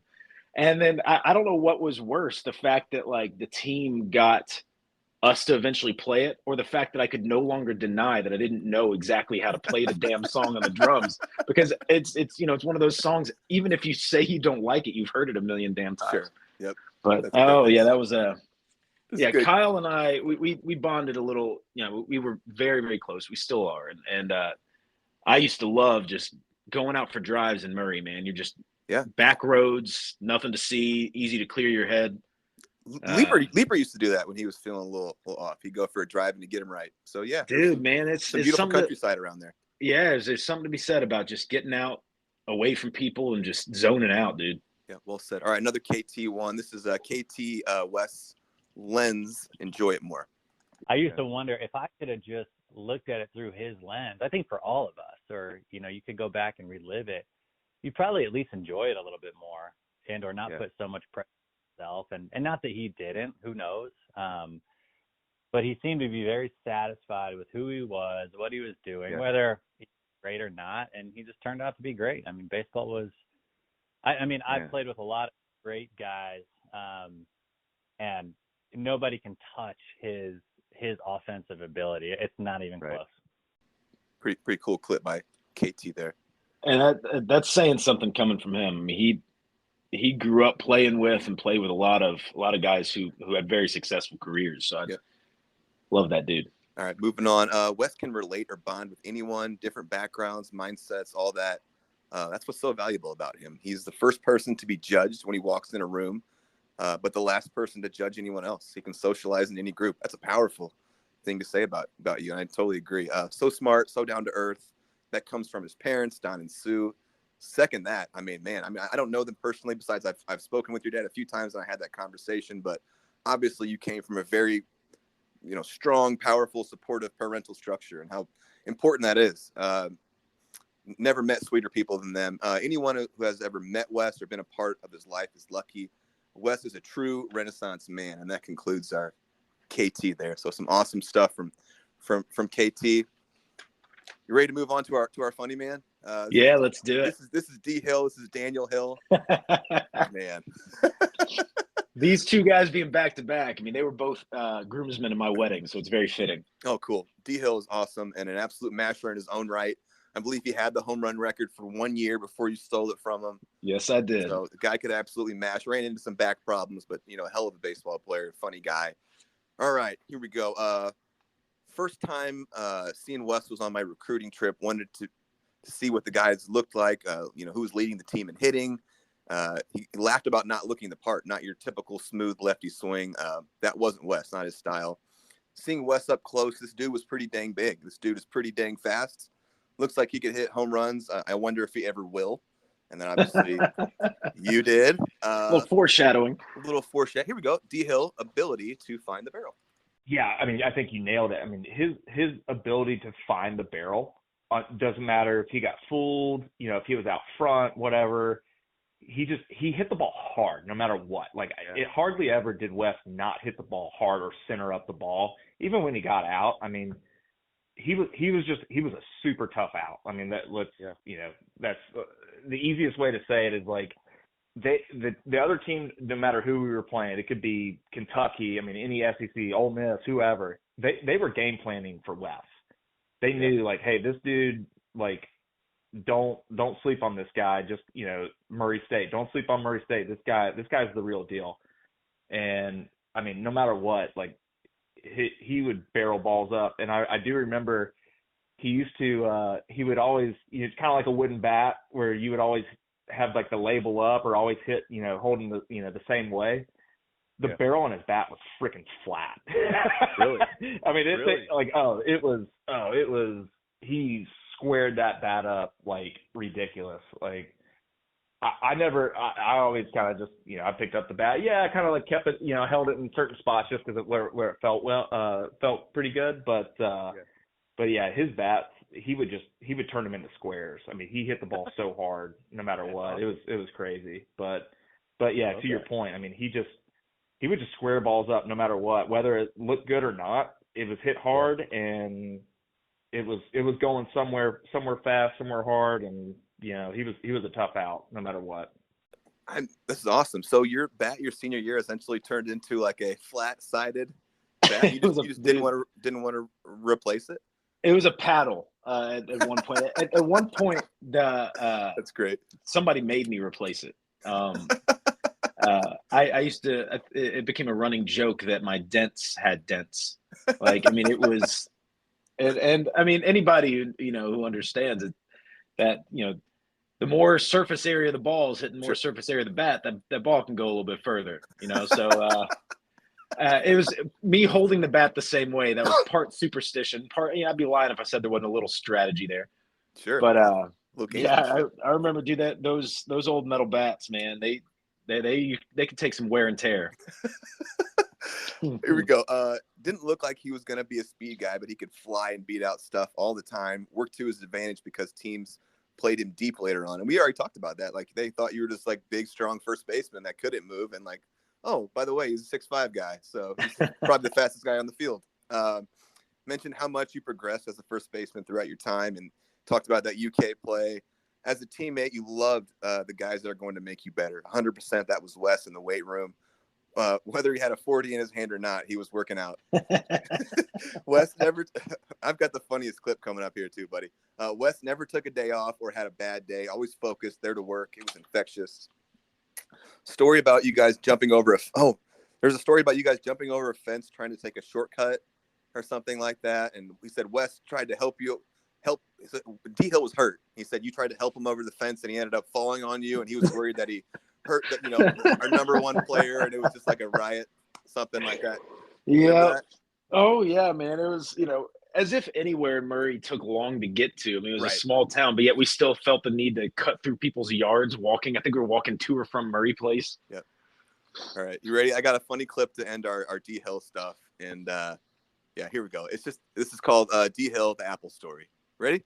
Yeah, I know which one we're talking about. Would you look at that? Just look at it. Would you look at that? Look at that. Oh, would you look at it? Oh, shit. All right. Hey, real quick before you go. All right, another dumb story. Let's go. We were at the Apple. So this is kind of to that.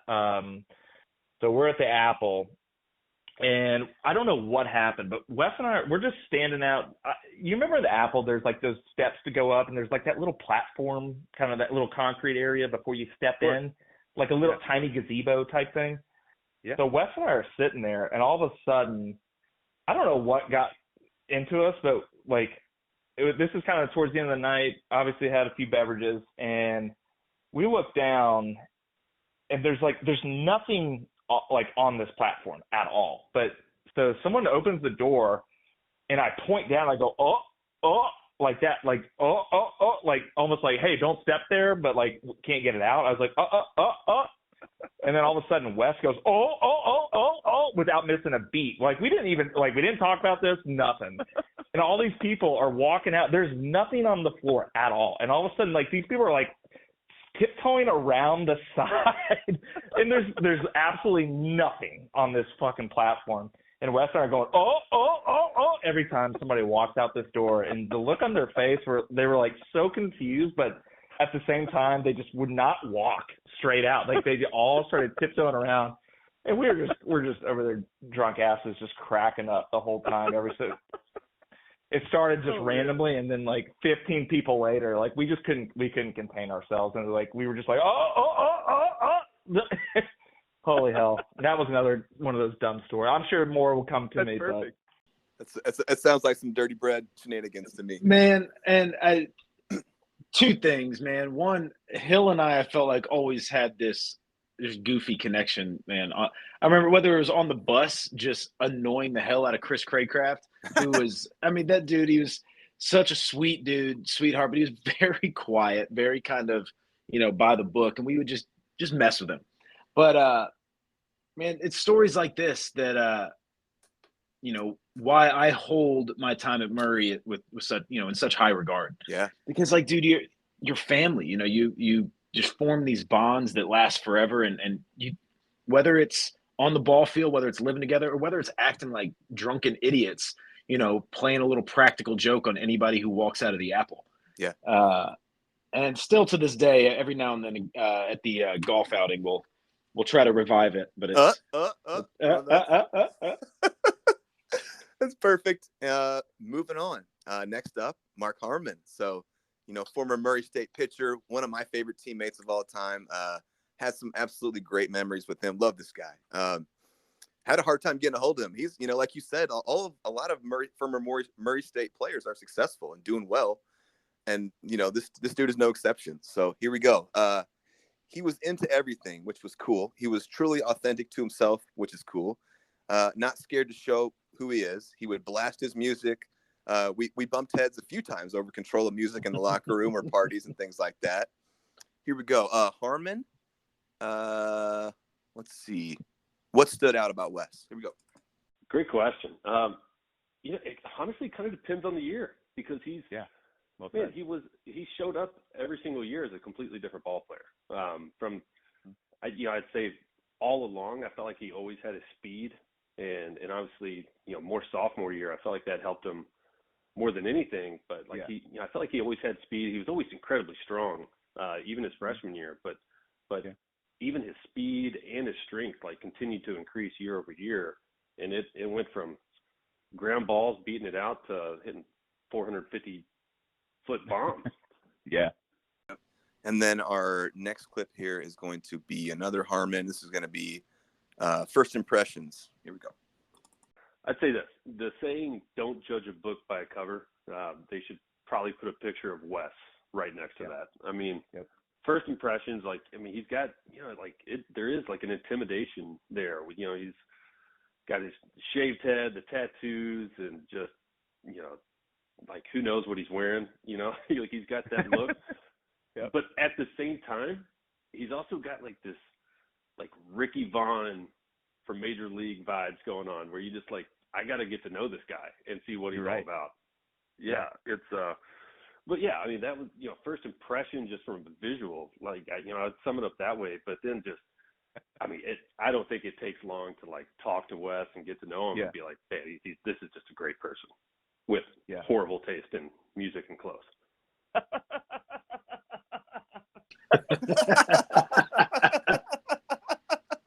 Got to throw that in at the end. I love it. Yep. Okay, further, authentic to himself, truly unique on a baseball team, a well-rounded, great person to know. His hobbies weren't like any other baseball player. Let's see, when Wes walks up to the plate, it was just like there was an excitement in the air. Just amazing to watch someone develop that much in 4 years. I think Wes was a naturally strong guy that maximized it in the weight room. He deserved everything he got through hard work. Drinking and lifting, not something normal people do. So kudos to him for doing that.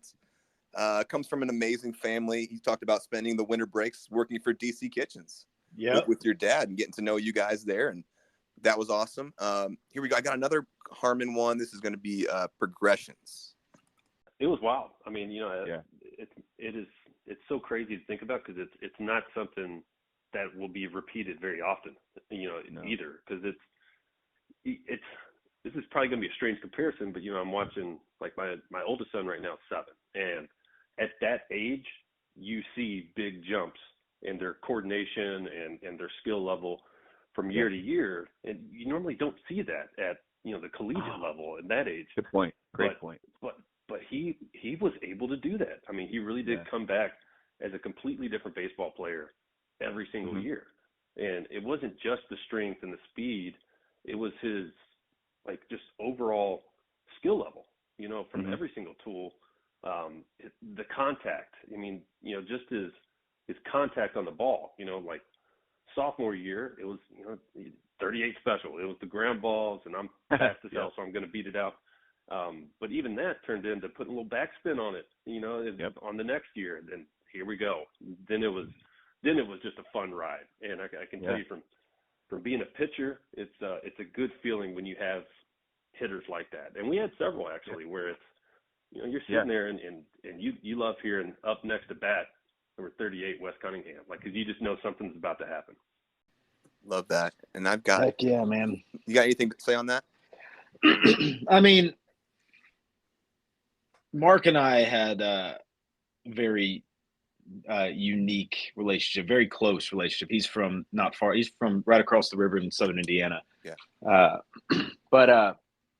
I mean, that's kind of an interesting way to, because for me, it never felt like it was big jumps. Like, obviously it looks like it when I look at it in hindsight, and I look at, the performance each year, but it didn't feel like I was making these giant strides at the time. It just kind of felt like I was just trying to keep getting a little bit better here and there. Yeah. And it's kind of unique to think about it in that way that, I mean, each year I was a different ball player. Yes. And there's a funny story of me and Harmon. So Harmon was a hell of a pitcher. And is this the changeup story? Yes, it is. Does he have I've got a clip for it. Let's hear it. All right, let's go, buddy. Perfect. Yes. This is something I look back on and laugh, because like our group is so close, so we spend more time roasting each other than actually catching up. But this was one of those times. So, I don't remember the specific year, but it was fall inter-squad final series. So the last inter-squad series of the fall, and so I pitched, which technically should have been my last fall appearance, last time I faced Wes. So of course now that the season's over and he's not going to face me again until maybe spring, and if we do a little inter-squad, he decides to come up and tell me, like, hey, now that you're done, I wanted to give you a heads up. You're really tipping your pitches. And of course, in true West fashion, it's, hey, you're making this really big, stupid face whenever you throw a fastball, like you're gripping back too much. And I was like, I appreciate it, but it's like you clearly held off until the end of the fall inter-squad to tell me this. But fast forward a couple days, last day of the series, I get a chance to pitch again. And of course, I get to face Wes. And somehow he must have forgot what he told me. So very first pitch, I made the just grit down on your teeth and just threw a perfect changeup. And I've never fooled Wes like that before. Trust me, Wes is not someone you want to see staring back at you as a pitcher. But that was just like full moment. I got to laugh about it. We still joke every once in a while about it.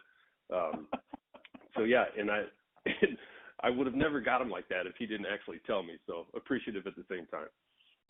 Hilarious story by man. there. It was, dude, such a good, because I remember just like he told it, dude. It was, I was holding on because we were on separate inter-squad teams, so I wasn't going to give him my little insight. But at the same time, we're on the same team. So, after I thought I was done, because I think the at bat before, I squared the ball up pretty well. And, I told him afterwards, man, you're like, because he had a hell of a changeup. He did. He had an amazing changeup. He had a hell of a changeup. Lights out. Yeah. When he was trying to throw a fastball, he's trying to throw it past you. He would make a face where he was, gearing up, really trying to throw it hard. And his changeup, he wouldn't. It's more precision. Yeah. And so I told him that. And, dude, he made me eat my words. I swung out of my damn shoes, dude. He made that face, and I was like, oh, hell yeah, fastball. And I looked like a goddamn idiot. Was there a moment of recognition afterwards where you guys looked at each other and just laughed? 100%, dude. Right after practice, and we started, he was like, oh, you shouldn't have told me. I was like, but at the same time, I was like, dude, yes. I was like, that's it. Like, oh, man. It's funny that he brought that up because that is one of my favorite stories. Because as a common theme, I wasn't always the most insightful baseball player. Right. So, like, I felt kind of like, because it was senior year, and I kind of felt, kind of proud, like, hey, I'm noticing something about your performance, and this is, subtleties of the game. Yeah. Yeah, it's kind of rare for me to acknowledge, and damned if he didn't make me eat my words. That's perfect. And Harmon is just like an all-time teammate, an all-time guy, and I'm glad we got to get him to be a part of this. Yeah, he's a good dude, and he's sometimes hard to get a hold of. That dude stays very busy these days. Yeah, and to second it, Marc was a good pitcher, and he had an absolute one of the best changeups I think I've ever seen. I mean, it would really disappear. He made me look foolish a few times as well, Wes. So. Oh yeah, man! That thing just fell off the table. Yep. And then lastly of our clips here, I got to talk to Dave Windor as well, who is, he was kind of our media guy back in the days. All things Murray State is like the assistant AD now, and you guys did a great job when you went on his podcast. It was kind of a shorter version of this. Mm-hmm. He said, go ahead. He's a former Bred. Yeah, he was an all OVC baseball player. Like, yeah, he was a hell of a baseball player. Yeah, people don't know that about him. We'll never see another season like that. Guys were expecting. Oh, he commented on how close this team was, and how you could just tell that these guys really liked each other, really pulled for each other, and that it was unique from some other teams he had seen. And then I've got one Dave Windor clip here. Go. Gosh, Blake, there's been a lot of great ones, but certainly I would think in the most modern era, which I would say maybe from 1980 up until now, there's no question he's probably the best player, certainly the best hitter that's ever put on a Murray State uniform. And when you consider how quickly he burst onto the scene. And then that final senior season of 2010 when he hit 400, 22 homers, 86 RBI, scored 77 runs. I would have to put Wes up there now. Yep, cool. And then, so now here we go, man. It's about ready for you to get drafted, buddy. Yeah. So let's just say that we've concluded your senior season. We've given you all the stats. We've heard from all your teammates in here. I'd love to hear kind of like what the process was leading up, what you were hearing. What were you being told by scouts? Did you get an agent? Like, what was this process like for you? So I hadn't heard anything. I mean, like there were, I'd gotten a lot of letters. I'd gotten letters from, probably half the major league teams. But I didn't really get a lot of like repeat interest. I mean, some of them, you kind of thought they might be a little bit more interested if they sent a scout personally down to Murray. Yeah. But we ended up, my dad knew of a local guy. He was a few years older than me, played at one of the Catholic schools in Louisville. I honestly don't really remember because me and the ball player weren't really that close. But my dad knew his dad. And because in perfect Cunningham fashion, neither myself nor my dad knew anything about what to expect or what this process looked like. Yeah. So he reached out to him and he put him in contact with his son's agent. And he ended up signing, or I signed with him, and it's a really kind of informal but also formal process. But like, they don't make any money until you make it to the big leagues. So right. Like it's kind of they get a lot of people, a lot of prospects and stuff kind of under their wing in the hopes that a few of them will make it. Sure. But he was great for me. He explained the process to me, explained what to expect, explained, what he had been hearing, kind of what the next steps were. And then all throughout my career, he was always an advocate, sent me stuff, free stuff all the time. Great guy. So that summer, we made it to the OVC tournament. And I remember losing the last game, and it was kind of bittersweet. A lot of the guys on the team, guys who I was very, very close with, were hanging them up for the last time. Yeah. And saying, on the flip side, also saying goodbye to guys I've been playing ball with for the last 3 years. 3 and 4 years. Two brothers. And but I also remember giving my parents, they were at the game, and I gave them a big hug afterward. And I remembered saying something to my parents, this isn't the end. Because I'd be lying if I said that it hit me as hard as it hit everyone else, because right. I knew that I would still get a chance to keep playing. And so fast forward into the summer, the day of the draft comes around. And like I said, I still hadn't heard really any specifics or anything of anybody being more interested in me than like round else. Predictions or anything, like we're going to take you in the 10th or okay. I knew nothing. And if I did get any wind of that, then it's been lost to time because of the excitement that followed. Because sure. I remember my dad, I was staying at my folks' house, and my dad stayed home from work. He owns his own business, remodels kitchens, and intentionally did not schedule any appointments or anything he had to do that day. Yeah. So we're both sitting at home, and I've got my computer on, volume blasting. I guess I've since learned that this is not how it usually goes for people. Usually you get a heads up, but we're just sitting there in the living room, not really thinking anything. And all of a sudden I hear my name called over the computer, and my dad and I just look at each other like, oh shit, like this just happened. And I, embraced, huge hug, like, just not knowing, expecting it, but still just being blown away by actually hearing my name. And then of course my dad was there to experience it with me. I ended up getting a text from my agent being like, sorry, I meant to give you a heads up, but I'm going to let you enjoy this with your family. We'll talk and touch base later. Yeah. 17th round for the Padres. Man, so I'm perfect.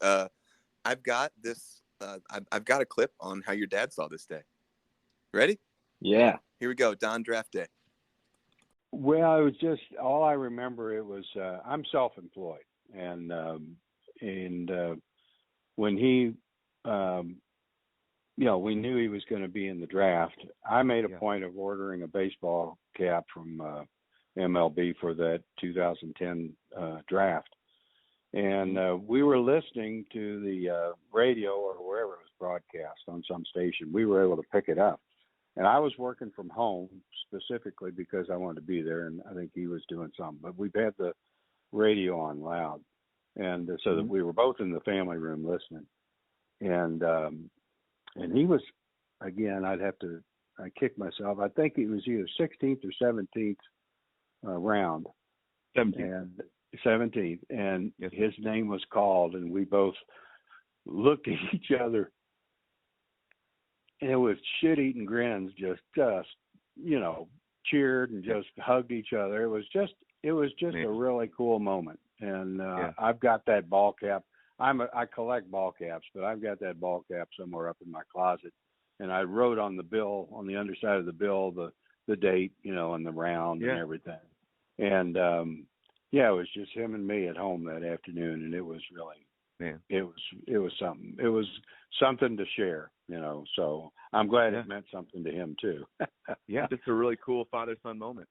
Exactly, that's a really cool father-son moment. Man, core memory. It is, and my dad is, and I hate for it to sound like it was all just my pops, because my mom was there every step of the way, being another one of my, my biggest cheerleader. But it's I forgot that he had bought the hat, and he writing on the underside of bills of hats is kind of a Don Cunningham MO. I think I think it's probably still in my old closet at my parents' house. The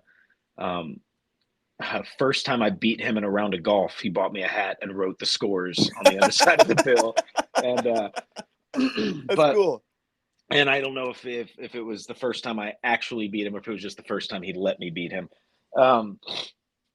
But yeah, man, it was surreal, I mean, it was nothing I ever expected. It's nothing, if you would have gone back in time just a few years before that, nobody would have, my dad and I, we couldn't, we are two people who couldn't be more uncertain of what this process is like. Right. Yeah. But yeah, we, heard the name. I think that night we went out and had some beers and celebrated. And then it was, kind of back into the grind. What's next? What's it like hearing your name getting called? It was wild. I mean, it was 17th round, and we had it on since the beginning, and you're listening, but at a certain point it just kind of becomes background noise. I mean, there's a lot of names called. Sure. And it was one of those things I kind of had to do like an audio double take, like, wait, what? And I remember specifically, I can remember where he was sitting. I was on the couch. He was at the dining room table, and we both just kind of like looked up, like, did you heard that too? Right. I'm not just making that up. You heard it too. Yeah. And it's just this excitement mixed with this, like, total just it's like a weight is lifted off your shoulders, because, like, wow, it actually happened. Yeah. But then also just this level of excitement of, like, what does my future look like now? Because at this point, who picks you, it dictates where you go, where you'll spend the next several months, what your next few years is going to look like. I mean, it's not just oh yeah, you knew you were going to get to play. You get to play. It's, oh, this is who picked me. This is what round. Now, where am I going? It's like, right. What part of the world what part of the country am I going to get shipped to? It's wild, man. It's very surreal. So how long after that, in terms, were you in talks with the Padres about, was this is when we get into, like, the whole senior sign thing. I looked it up. I didn't see that there was any bonus. Did you get any money? I got $1,000. $1,000. $1,000 senior sign. And, right. So that's where we kind of get into the, like, does the red shirt matter? It could have played into a factor of, like, when you get drafted, how much money, leverage, things like that. But I mean, of course, it's, it's looking back, it's who knows. But yeah, what was that like for you? Yeah, so I mean, like that's one of those things. So obviously at the time, I kind of understood the senior sign from the little bit I had talked to the scout before. I talked to Calhoun. He was drafted the year before. He was drafted as a redshirt junior. Yeah.